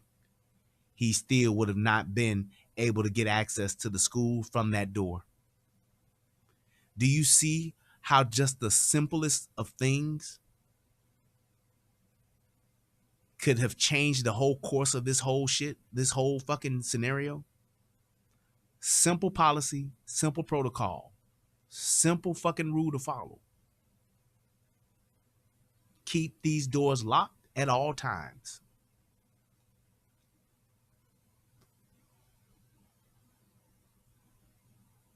Just saying. 33, Ramos is inside the building. DPS showing a diagram of his movements before shooting into connected classrooms 111 and 112. A surviving student telling one network the shooter entered the room as her teacher was about to lock the door. That he shot more than 100 rounds based on the audio evidence at that time. 11:35, 3 Uvalde City Police come through the same propped open door Ramos entered. 3 other local officers and a sheriff's deputy follow them. That lets you know he had entered. The school resource officer then had supposedly not school resource, but the resource officer got into it with this guy at some point, I guess. Based on this, 100 rounds have been shot, which can go fairly quickly. I will say that. But then this guy's now in the school. What purpose would you have to wait?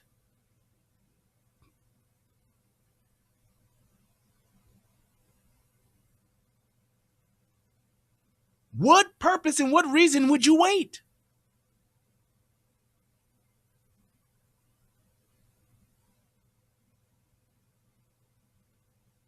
That's just it. That's my whole point to this. There was no reason to wait. So Philly boy, awful situation. Why play the blame game though? It's not simple. Always holes in laws, security. That's why you have the rules of engagement, sir. That's why you have active shooter training. Because the whole thing of it being an awful situation, that's what happened with Columbine. We didn't know. And we learned from Columbine that you don't wait. You go. And you keep going until he stops. That's it. That's why the rule is there. The rule is in place, not because somebody just had an epiphany one day. It came from experience. We don't stop. We like motherfucking Diddy. Can't stop, won't stop. Take that until he's down. My partner go down, I keep going. I go down, the next one keep going.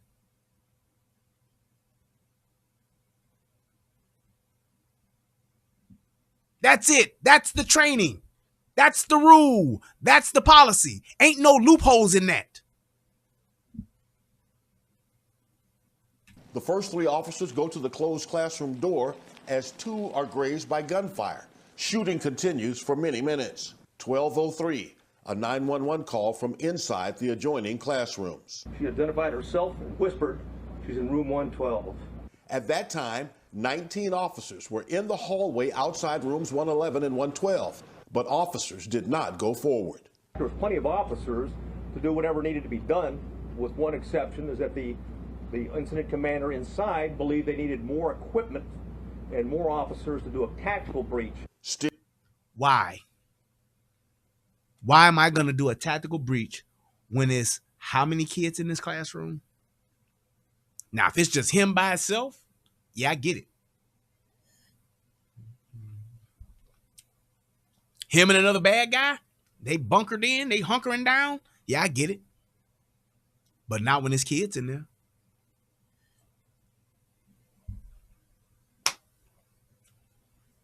My man was a coward. He didn't want to go. I would have said we hit that door and we going to keep hitting that door until either we kill him or he kills all of us. Because we got guns. Them kids don't. We got guns. Them teachers don't.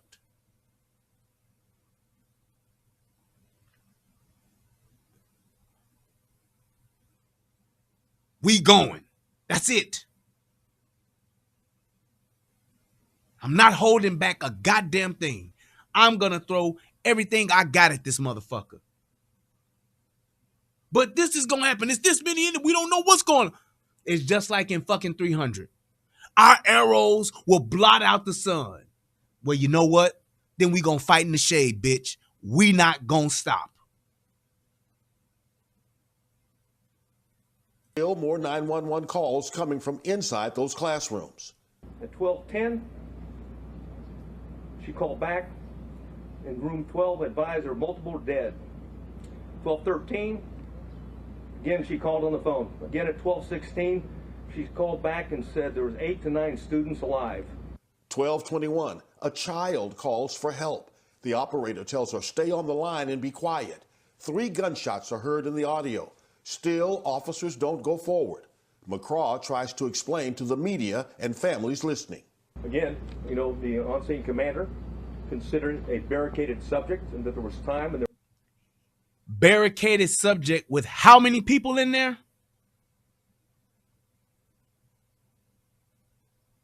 He's already shown you that he has no regard for life.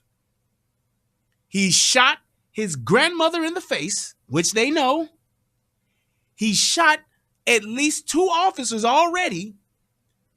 And they already have known that there are several children dead already. Why am I stopping? What am I waiting for? A better tactical unit? A ballistic shield? That's why you got a vest, man.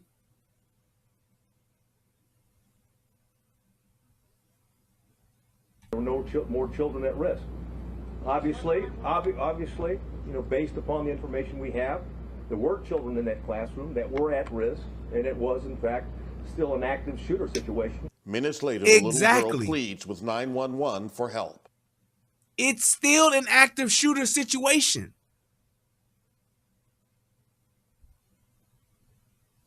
What the fuck are we talking about here? And please click that like button while y'all watching this. What are we talking about here? It's still an active shooter situation. There's nothing to say otherwise. There's nothing to say, well, you know, we could not, you know, maybe we might just be a terrorist in there just trying to barricade. It's kids in that classroom. There are people in that classroom. I'm not gonna stop.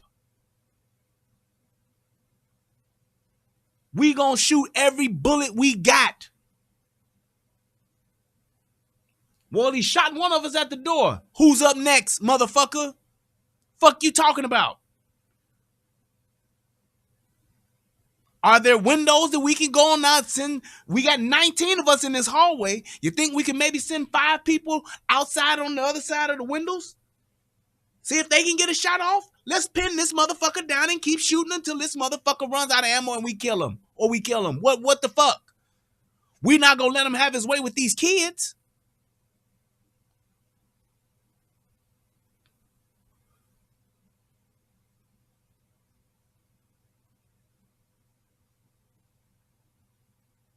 Come on.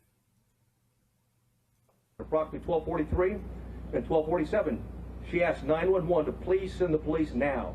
Were the officers outside the doors aware of the 911 calls from within? DPS Director McCraw unable to answer that. Yes. If those motherfuckers had radios, and let me tell y'all this, it's another fucking truth and another fucking fact. Shout out to Amanda, hit your boy with $20. Thank you so much. Let me tell you another fact. If an officer has a radio, they are in this situation and they've responded to this call, and the other motherfuckers who on their way to this call, they can hear dispatch. Dispatch is literally relaying the information as to what is happening each moment, play by fucking play. They are literally telling them what's happening. So yes, to everybody that got a fucking radio, got an earpiece in, yes, they know what's going on. And with those people calling in, they're telling them what's happening. 911 dispatch is listening to what's happening and relaying that information. Directly, but also admitting. Hey, from the benefit of hindsight, where I'm sitting now, of course it was not the right decision. It was the wrong decision, period. There's no excuse for that. But again, I wasn't there, but I'm just telling you, from what we know, We believe there should have been an entry at that as soon as you can. 12:50, the Border Patrol SWAT team arrives. What we waiting on these motherfuckers for? And the reason why that dude just said what he said, you make entry as soon as possible. There is no waiting. You go in the door. You go up there and you get to shooting and the other one get to hitting the door. You ram the door. You get one of those, they should have somebody that should have a crowbar or a battering ram. Whichever way, if that door swings, if the door opens in, you can take a battering ram, boom, hit that door, get out the way, and y'all just shoot it out with this motherfucker. If the door opens out, you have the those firemen crowbars, or you get a crowbar and you pry that door. Trust and believe that door comes apart quick as hell with the right type of crowbar. You hit that motherfucker, boom, it's in. You in there.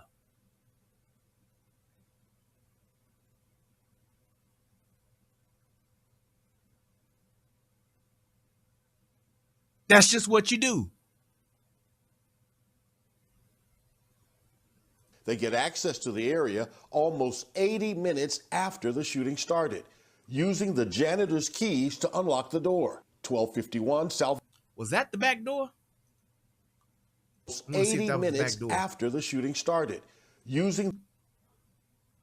I wonder if that was the back door that he went into.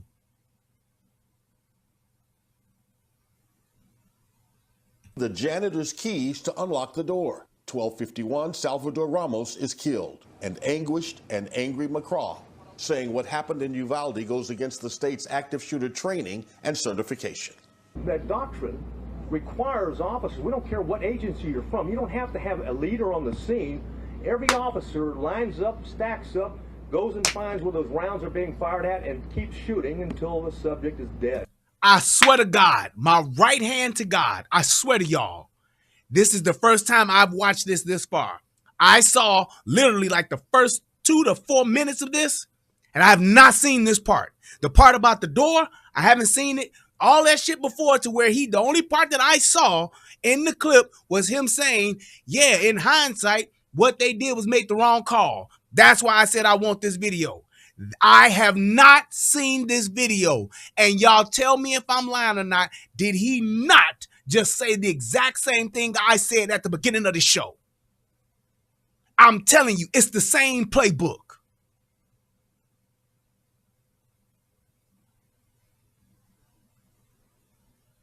It's the same fucking playbook.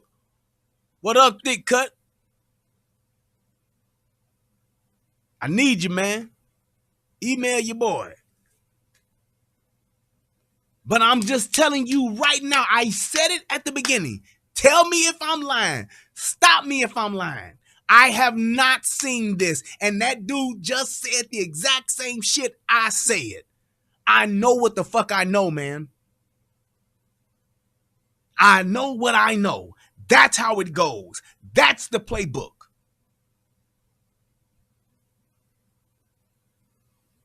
That is the fucking playbook right there.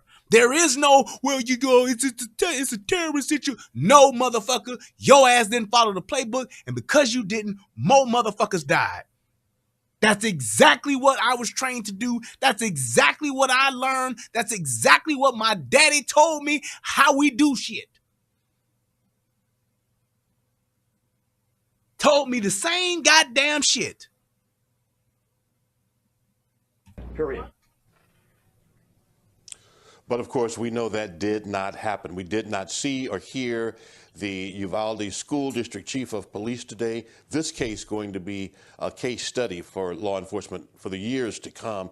And this poignant footnote, Steve, there were 19 law enforcement officers in the hallway. And here's another thing. Let me break this down.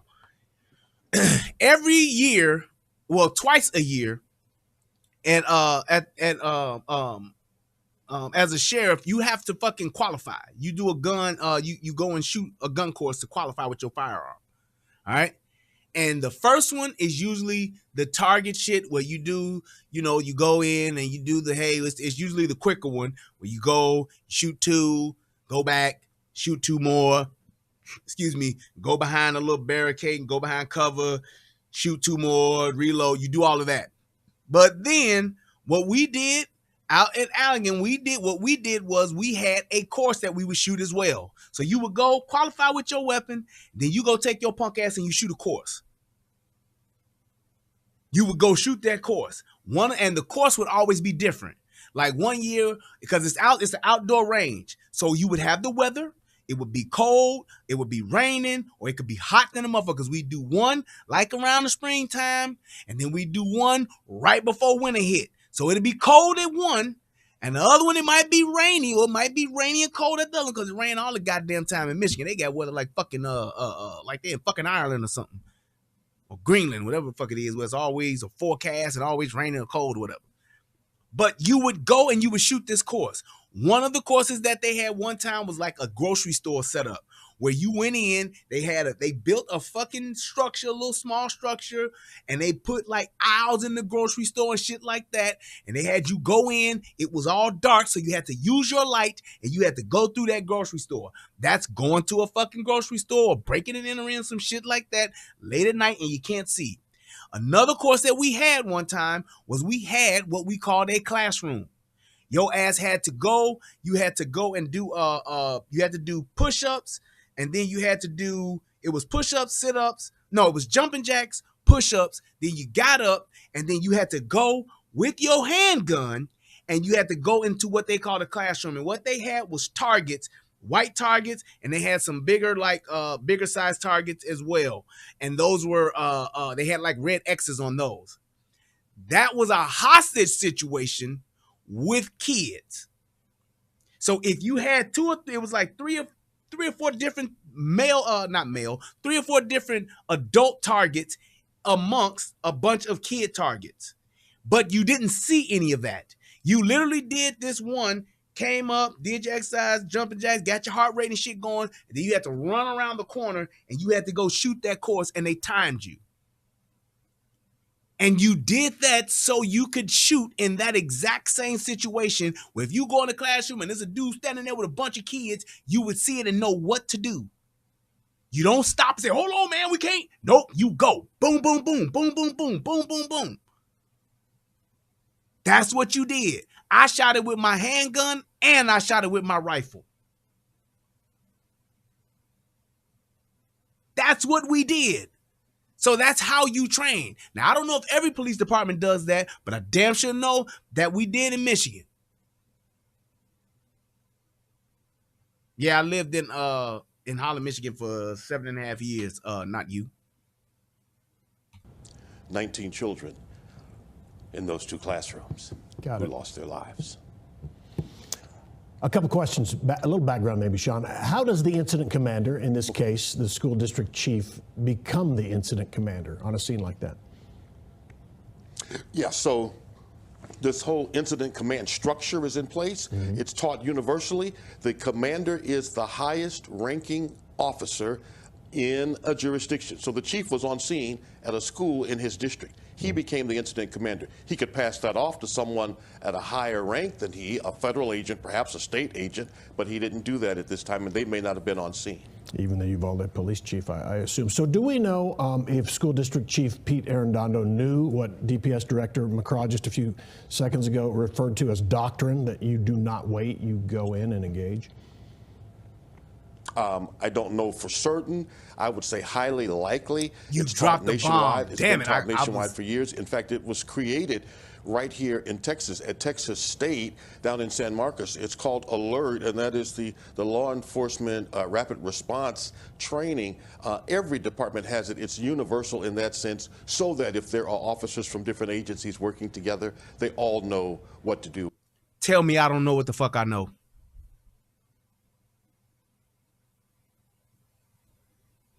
Tell me I don't know what the fuck I know.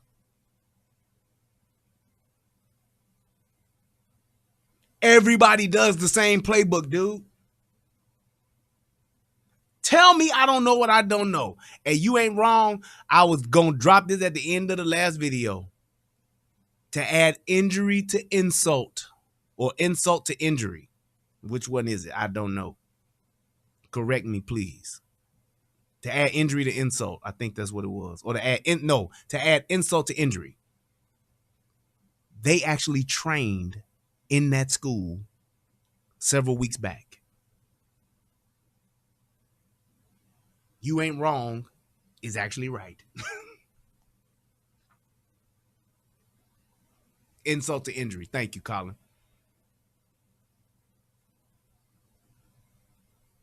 They trained in that school a few weeks ago.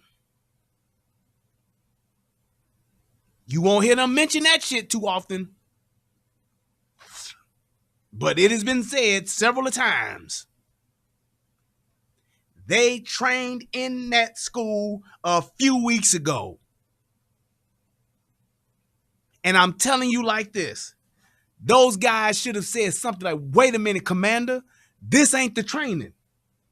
Hang on, Captain. This ain't the training. Chief, this is not the training. Them babies in there. Yes. I'm telling you, they did it. They do it in schools. That's why I said it in the beginning. For those of you who weren't here at the beginning of the show, you can go back and rewind it to confirm and see if I'm fucking lying or not.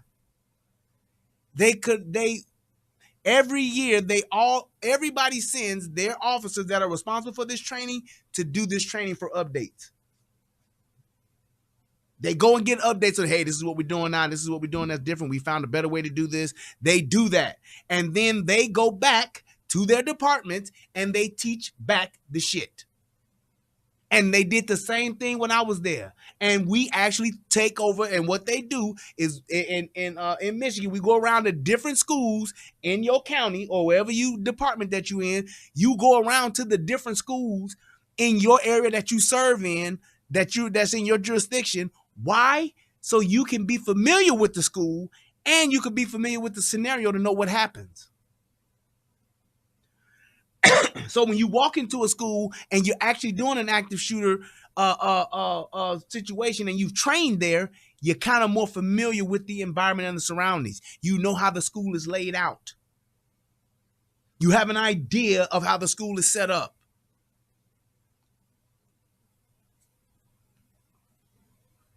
And that's what they told us. Yeah, we go to different schools.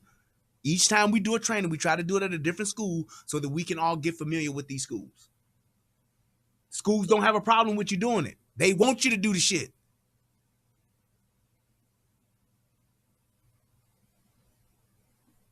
I'm telling you, man, that commander fucked everybody in that whole situation. He needs to lose his fucking job. I'm sorry, dude. For that amount of life that's lost, he needs to lose his job, bro. I'm just telling you. And how to do it. This was a decision based on whether he thought there was still an active shooter or not inside those two classrooms. Right. And there is no, I thought there was an active shooter or not. Once there's an active shooter, there isn't always an active shooter until that active shooter is dead. Or he's in custody. One or the other. Either he surrenders or he's dead. That's when the situation changed from there not being an active shooter anymore. It's still an active shooter situation. It's technically, correct me if I'm wrong, it's technically an active shooter situation until the entire building has been cleared. Because even after you shot that guy, you still got to stack up and you got to go into every room and clear each and every room.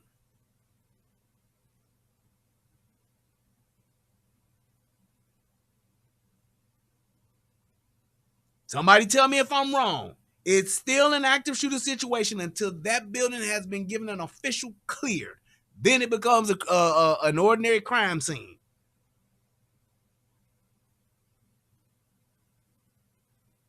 You cannot say that active shooter is over. The active shooter situation has been, nope. You can say one person has been neutralized, but we still got an active shooter until we've cleared every fucking room in that entire fucking building.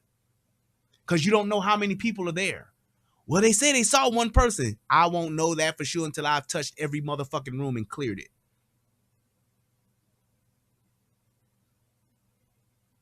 school district police officers are likely the first to get that training as well, since they're out of school. All right, Sean, thank you.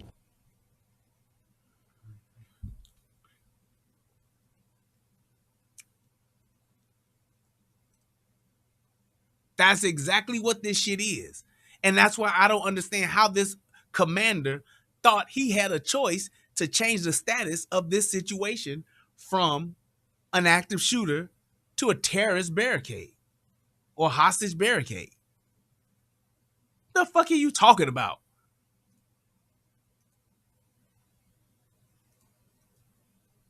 Now to the latest on the Texas school tragedy. In addition to the immense grief, there's growing anger over the police response in Uvalde. 19 students and 2 teachers were killed in the shooting. CBS 2's Allie Bauman is in the newsroom with an update on the timeline investigators revealed today. Allie. Well, Dick, the governor of Texas says he is livid that law enforcement gave him bad information about the timeline and details of this shooting. The gunman was killed by law enforcement an hour and 20 minutes after the initial 911 call. Tonight, we have learned that the police officer in charge at the scene ordered law enforcement not to enter the classroom for nearly an hour as school children were trapped inside by the gunman and calling 911, pleading for help. It was very terrifying because I never thought that was going to happen. 10-year-old Jaden Perez says he and his friends hid near backpacks Tuesday when the gunman shot through his window at Robb Elementary School. Police eventually helped Jaden escape, but not before the shooter killed his friends, 19 children and 2 adults. They said they rushed in and all that. We didn't see that. Today, the head of the Texas... And they didn't. Them lying motherfuckers. They did not rush in. And here's my thing about that kid. You can call that kid a hero. You can call that kid tough. You can call that kid courageous. But I'm telling you right now, that kid will never be the same. We talk about how this has changed America, how this has rocked America, it's brought that town of Uvalde down to its knees, and the people there are just devastated. Let me tell you something. Me, at 48 years old, I can clearly remember my 4th grade class. I can clearly remember being in 4th grade. My teacher name was Miss Hare.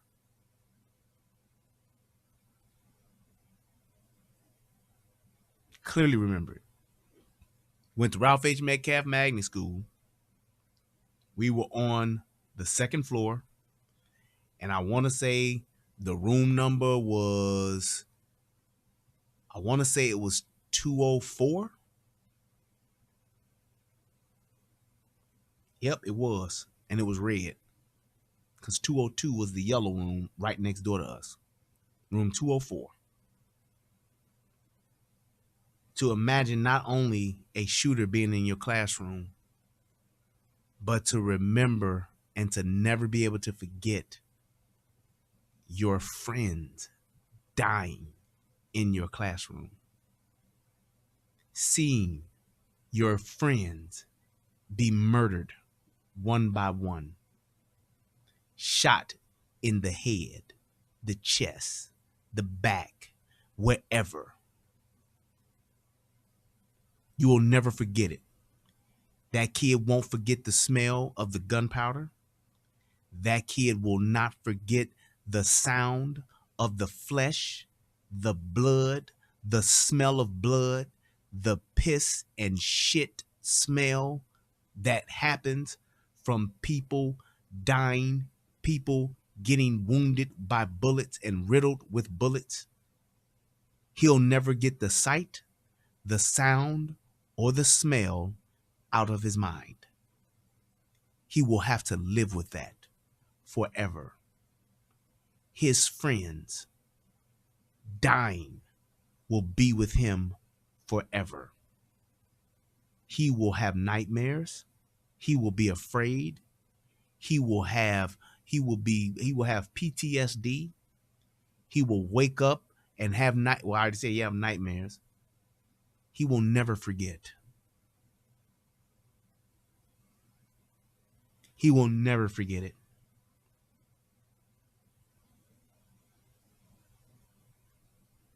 And maybe this will it strike a chord with him to where he becomes a police officer one day to make sure that something like that will never happen in his community.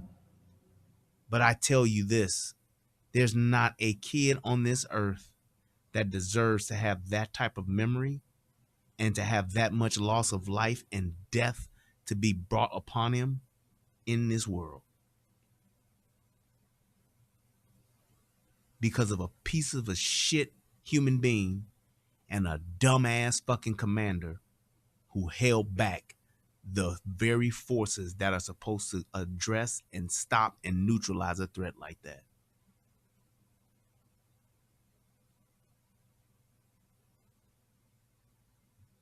How about that?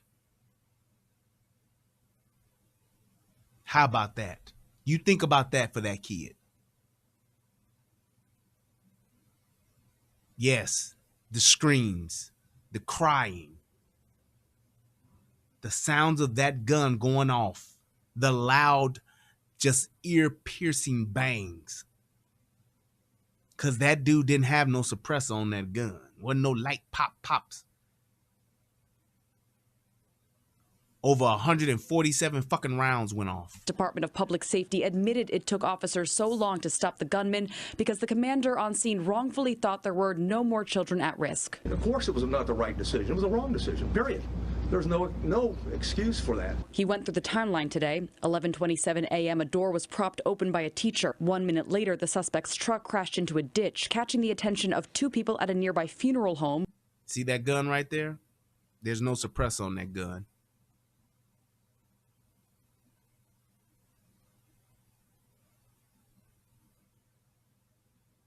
There's no suppressor on that gun. And if anybody has ever seen the damage, the wound cavity damage of what a 223 5.56 bullet does to just some ballistic gel, you can look that up on YouTube. Imagine what it did to a 9-year-old body.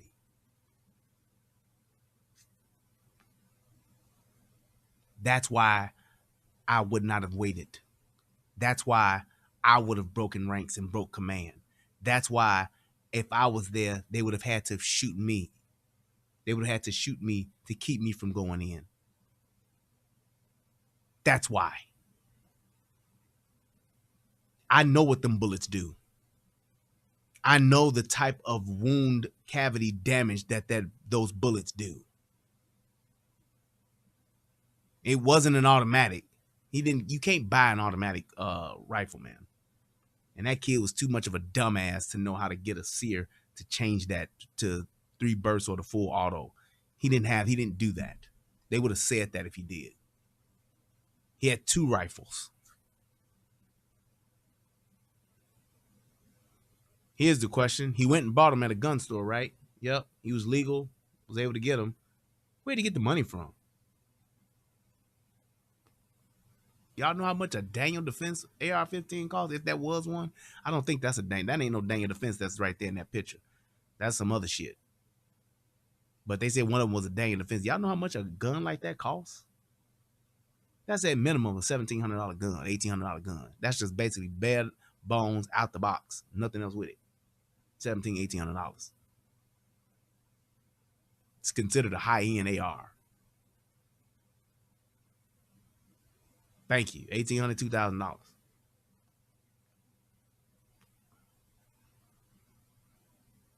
And yes, Colin, that's stock. That's out the box. That ain't nothing added to it. My brother Easy got one. Now, he got a lot more shit on it, but out the box, that's what that motherfucker costs. Bare bones. The ammo, they said this motherfucker at one time he had bought 375 rounds, but they said he had over 1,000 rounds or about 1,000 rounds of ammo, whatever the fuck he had. Who went over and the gunman began firing at them. 11:30 a.m. a 911 call was made about a man with a gun. The school resource officer, who was not on campus at the time, drove back. Sped to what he thought was the man with a gun to the back of the school, what turned out to be a teacher and not the suspect. In doing so, he drove right by the suspect, who was hunkered down behind a vehicle, where he began shooting. The gunman entered the school and closed the door. 3 responding officers were grazed by bullets. We're told 19 responding officers waited in the school hallway for more than... And look at all these motherfuckers out here with these long rifles. Damn, I didn't try to do that. Now to the latest on the Texas school. 911 pleading for help. The information that... The gunman entered the school and closed the door. 3 responding officers were grazed by bullets. We're told 19 responding officers waited in the school hallway for more than 45 minutes as children trapped inside their classrooms called 911 pleading for help. The information that I was given turned out in part to be inaccurate, and I'm absolutely livid about that. Governor Greg Abbott says he was misled about the police response and is promising a thorough investigation. Bottom line would be, why did they not choose the strategy that would have been best to get in there and to eliminate the killer and to rescue the children? And today, those 19 students should have been starting their summer break. The governor says an anonymous donor has given $175,000 to pay for all of the victims' funerals. In the newsroom, Allie Bauman, CBS 2. Basically, what he's saying is, why didn't they follow the training that everybody follows? That's just what it is. Let's ask the fucking question that needs to be asked. Why did you not follow the training everybody has? For what reason would you veer away from that?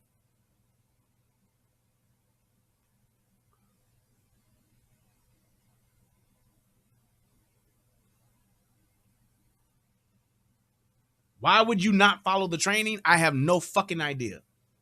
It's an active shooter, dude. What the fuck are you talking about? Well, it's a terrorist barricade now. No, it's an active shooter. You got 19 officers, a fucking small militia, a fucking small army in the hallway going up against one person, and you gonna fucking wait?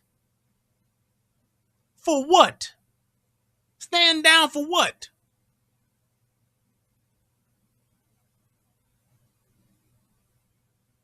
Stand down for what?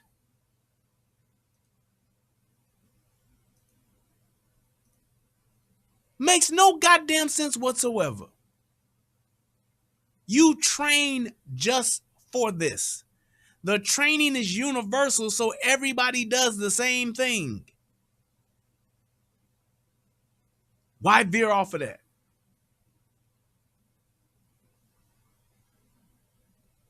Why veer away from that?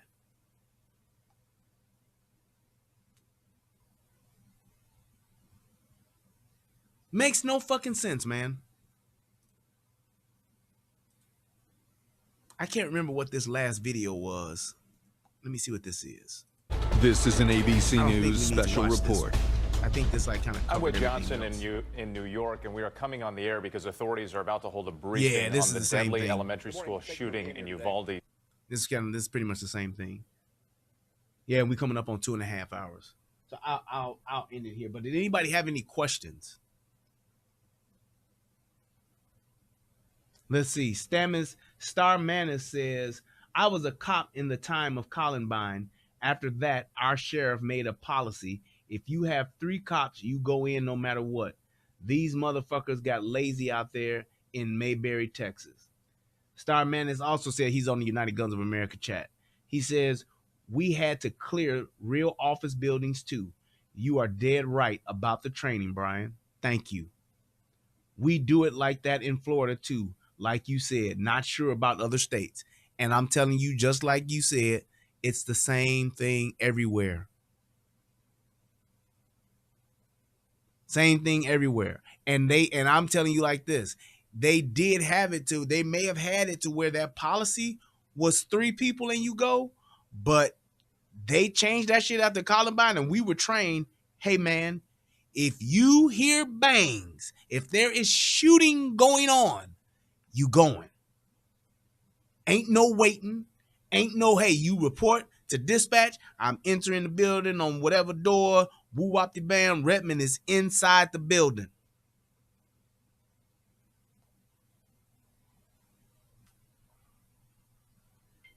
Mike asks a good question. He says, why does this only happen in America, in America, United States, or why does this only happen here? here's the thing. Number one, America was born with guns. America came about because of guns. From the times when the Native Americans were being literally exterminated on this land, in this country, and their land was being taken and then being divvied up, it was done with guns. Guns is a part of America. It's a part of our culture. It's a part of our history. It's not going to ever, there's nothing that's going to change that. There is no way possible, and just accept the reality of this, there's no way possible to get rid of the guns here in America. It's too many of them. We have the most guns in the world. There's no other country that has as many guns as we have here in America. The other part to that is this. You have to realize that because we have so many guns, the only thing that you can do to stop the bad guys with the guns is to have good guys with guns. The other part to that is this.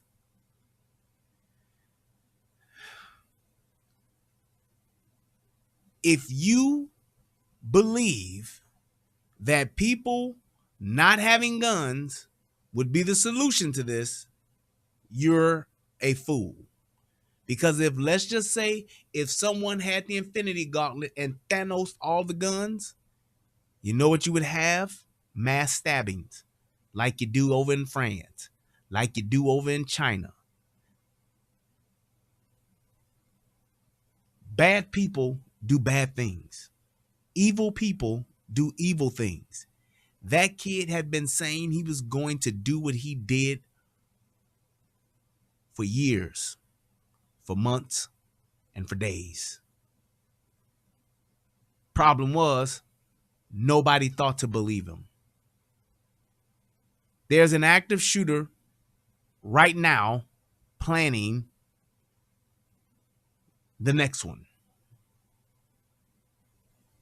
You cannot stop it. Just like you cannot stop war in the world. There's always going to be a war against someone, some other country, some other group. It's never going to stop. That's a fact. There's no such thing as world peace. Someone will always be in a war with someone else. That is why the best thing to do is to have an armed society. I can't think of the guy's name who said it, but an armed society is a polite society. Somebody said his name the other day too. I think his name was Michael something. All of this talk about we need to get rid of the Second Amendment. We need to repeal the Second Amendment. Let me tell you something. You could make a law today banning all firearms in America. And you know what's going to happen? The bad guys are going to have a field day because criminals do not obey laws. This ain't a law thing. This is a people thing. This is a people thing.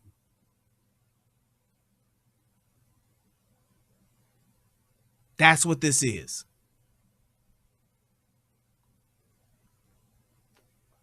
The other reason why we have guns and why the Second Amendment is so important is because we are able to do this right now, what you see here, freedom of speech, being able to say what you want to say, getting online and doing all this shit, talking about this shit, me being able to do this because of our freedoms that we have, and we established them with guns. And that's why they want us to always have guns, because our government, if we didn't, thank you, Robert A. Heinlein. Thank you, John. If we didn't have guns, our government would have us quiet and they would have us fucking muzzled, just like they do over in North Korea, just like they do over in Australia, just like they do over in any other fucking country but this. We are the most outspoken country in the fucking world. How many motherfuckers got YouTube channels like this over in England? How many motherfuckers got YouTube channels like this over in Korea? How many motherfuckers got YouTube channels like this saying what the fuck they want to say how many motherfuckers got this over in the fucking Congo, over in fucking Nigeria, over in any other fucking country you want to name? So to all you assholes that want to try to make it seem like it's better everywhere else, you're a fucking fool. You just don't hear about it and you don't see it because their government is in complete control of the people.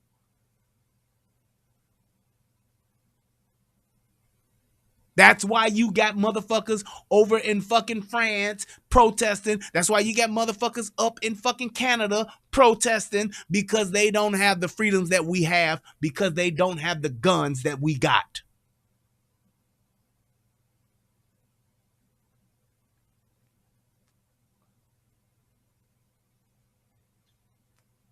The other point to this is, as to why this happens over here in America like it does, is because we have refused and have turned our back on providing mental health resources for our own people. Our own fucking war veterans don't have enough fucking mental health resources and just resources in general to help them. And they go over to other countries and kill people for our country, and they still don't have it.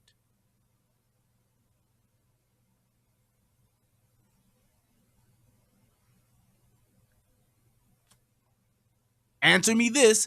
How was this kid still able to post on Instagram, to post on Facebook, and have all these conversations about doing all this fuck shit, and he wasn't banned? He wasn't flagged. He wasn't put in Facebook jail. How is that? But if a motherfucker mentioned COVID-19 in a fucking video, it got shut down and you got a strike.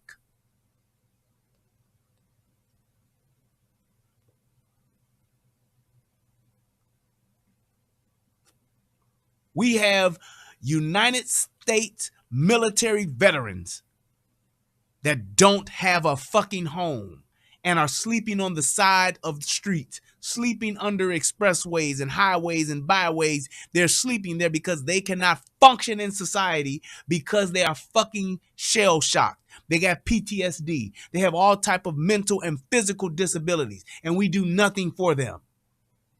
How is that? But we can send $40 billion over to Ukraine. We can send $20 billion to Pakistan for fucking transgender research in Pakistan. I'm just telling you what I know.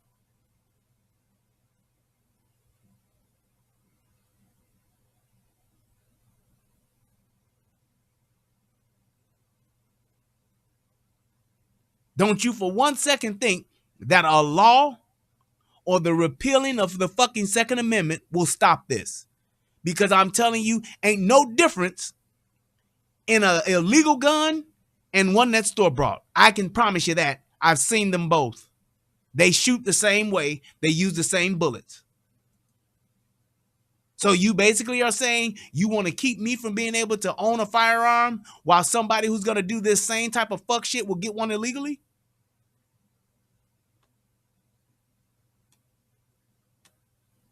That's essentially what you're trying to tell me. And it makes no fucking sense. It's stupid. Just like I said the other day, cocaine is illegal in America. How many people you know that can go get an eighth of coke, a half a key of coke, a quarter pound of coke? Or how many people you know that can get their hands on some cocaine? Some crack rock. It's illegal here. So is heroin. People are still heroin addicts here, aren't they?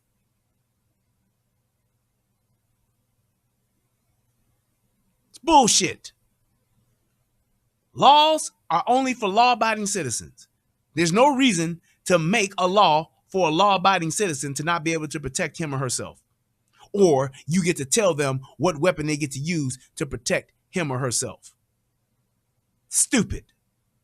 So I don't want to hear shit about some fucking asshole talking about we need better gun laws. We need a gun registry. A registry ain't shit. They got universal background checks now. A gun registry ain't shit but a fucking gateway to a fucking good old-fashioned gun confiscation. You don't believe me? Ask fucking Hitler. That's how the fuck he did it. You don't believe me? Ask Venezuela. That's how they fucking did it. You don't believe me? Ask Australia. That's how they fucking did it. And each and every last one of those countries all fucking regretted it. You ask the natural regular citizens of Australia, they'll tell you we shouldn't have never gave up our guns because now we got these fucking criminals kicking in our fucking doors, waving they 4-4s. Illegal like a motherfucker, but yet and still they're victims.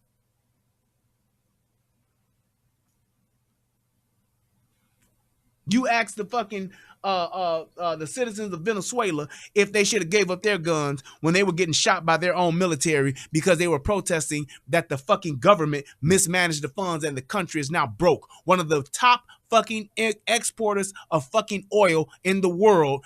Fucking entire fucking communities, entire fucking cities, and all of the majority of their population are literally eating from the garbage. Because the politicians, the motherfuckers who are in charge, are in control of all of the resources and all of the money. And they're living high on the hog, and they're doing what the fuck they want to do while everyone else starves and suffers. Good old-fashioned socialism, that's what it gets you. Good old-fashioned communism, that's what it gets you.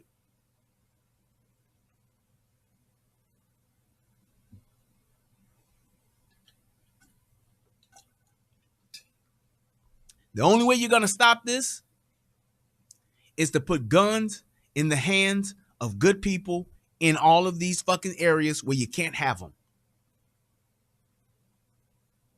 Your fucking schools, your libraries, your hospitals, whatever the case may be. Because all of these fucking active shooters, they're going to go where the people who don't have guns are. That's what they're going to do.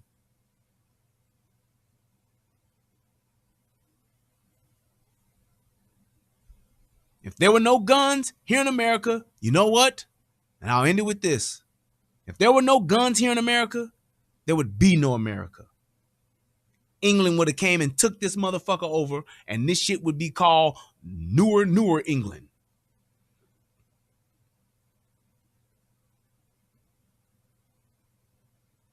That's what it is.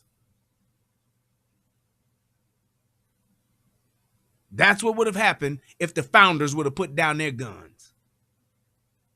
That's what would have happened if they would have, if the Minutemen would have put down their guns when the British were coming.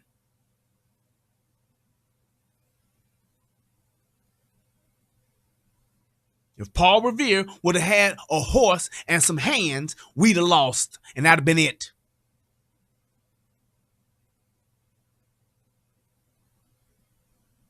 We'd have got our ass kicked, and fucking the fucking British would have been over here running shit just like they running shit over there. We'd all be talking hail to the Queen and all that other bullshit.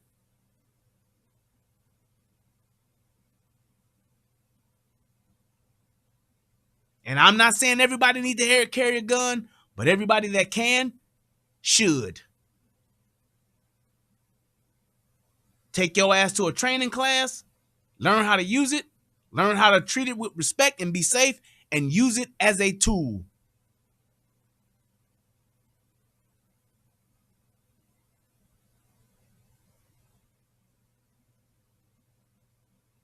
And I hope that that commander gets brought up on some kind of charges and loses his job. He should. He made the wrong goddamn call and was trained to do otherwise.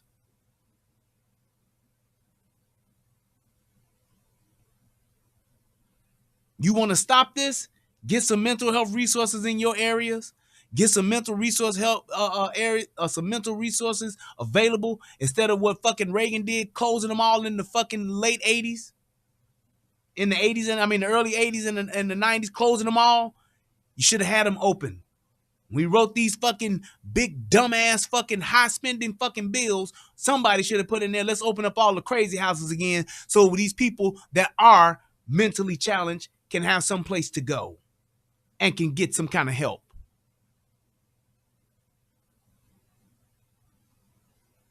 So you can listen to all this bullshit these networks are talking. You can listen to all this bullshit CNN is talking. Listen to all this bullshit Whoopi Goldberg and fucking Beto is talking. It's all stupid shit to only hurt law-abiding citizens, just like inflation does. Just like this recession that's coming will.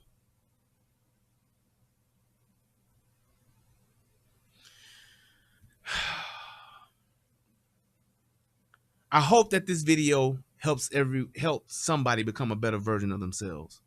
I hope that people can get a better understanding of this situation, why it happened, and the fact that it didn't have to happen the way that it did. And I'm going to say this. This is another thing. When you're talking about firearm safety and all that kind of stuff, hear this. I believe it's in Germany or it's in Switzerland or some other country. I can't remember which one it is. But in some countries, everybody, and I mean everybody, at the age of 18 has to go and serve 2 years in their military of their country. That's where they would learn firearm safety. That's where you can find out if somebody's fucking crazy or not, and they shouldn't be allowed to have a gun and not pass a psych eval.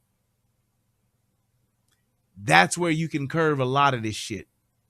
I think every fucking American that's here should have to serve 2 years in their country's military. Do your 2 years and go live your life like it's golden. But you serve your country and you serve the people of your country for 2 years. Is it Israel? Okay. Thank you. Mandatory. 2 years ain't shit. But you can get physical training, tactical training, weapons training, weapons safety. You would get it all right there.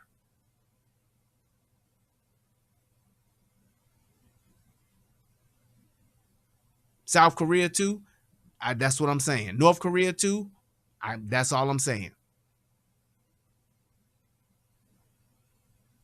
That military training, you can get first aid training, all of the shit that you would need to just be able to actually help people and to serve and to know what to do and how to do shit. You would have some type of training. You graduate your ass from school in motherfucking May, and by fucking August, your ass is enlisted to do your 2 years. Shut the fuck up, go serve, and when you get out, go live your life.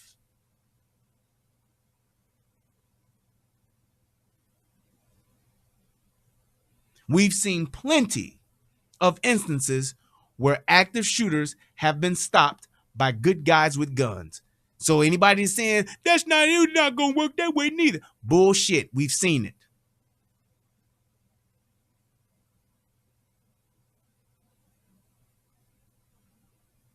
So there's your answer.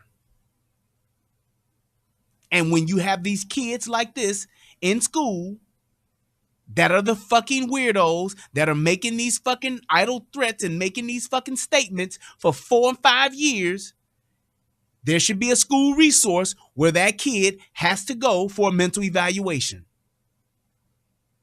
You posted on your Instagram that you feel like killing everybody today. You can't do that. Come talk to this fucking psychiatrist or take your punk ass to jail, where you have to do it anyway.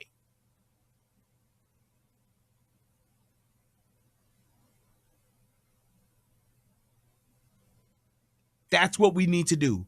We need to start helping our fucking own instead of going around helping everybody else in the goddamn world, taking all of our resources, taking all of our funds and sending them everywhere else in the fucking world except for here. And then the minute some shit goes left, the first thing somebody wants to do is provide a law or provide some kind of tax to hit the everyday working American that are law-abiding citizens. It's bullshit. I want to thank everybody that donated tonight. Thank you. Let me hit my people that helped and donated to the PayPal. I appreciate you all. Let me go ahead and shout y'all out too. Please click that like button. And if anybody's watching this on the replay, please feel free to go ahead and click that like button and hit that cash out. This was a great show. It was very informative. And you guys now hopefully have learned how some of this shit is supposed to go. This shit ain't letting me log in. What the fuck?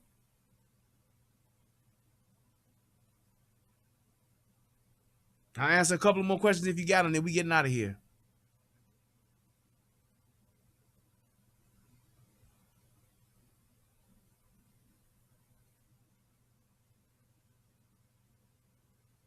Why won't this shit log me in? PayPal is looking out for you.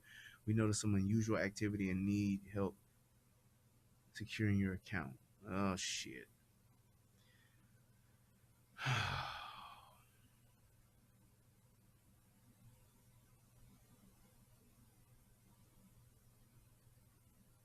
Yeah, I can't do it right now. I'm sorry.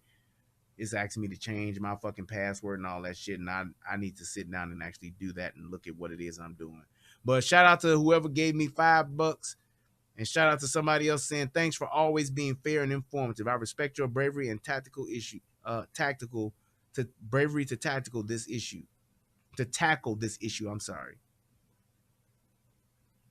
Thank you guys so much. I hope that you guys have a good night. And man, I tell you like this, I feel so embarrassed by the cowards that actually considered themselves law enforcement officers. They disgraced the badge, they've disgraced the brotherhood, and they've actually disgraced themselves.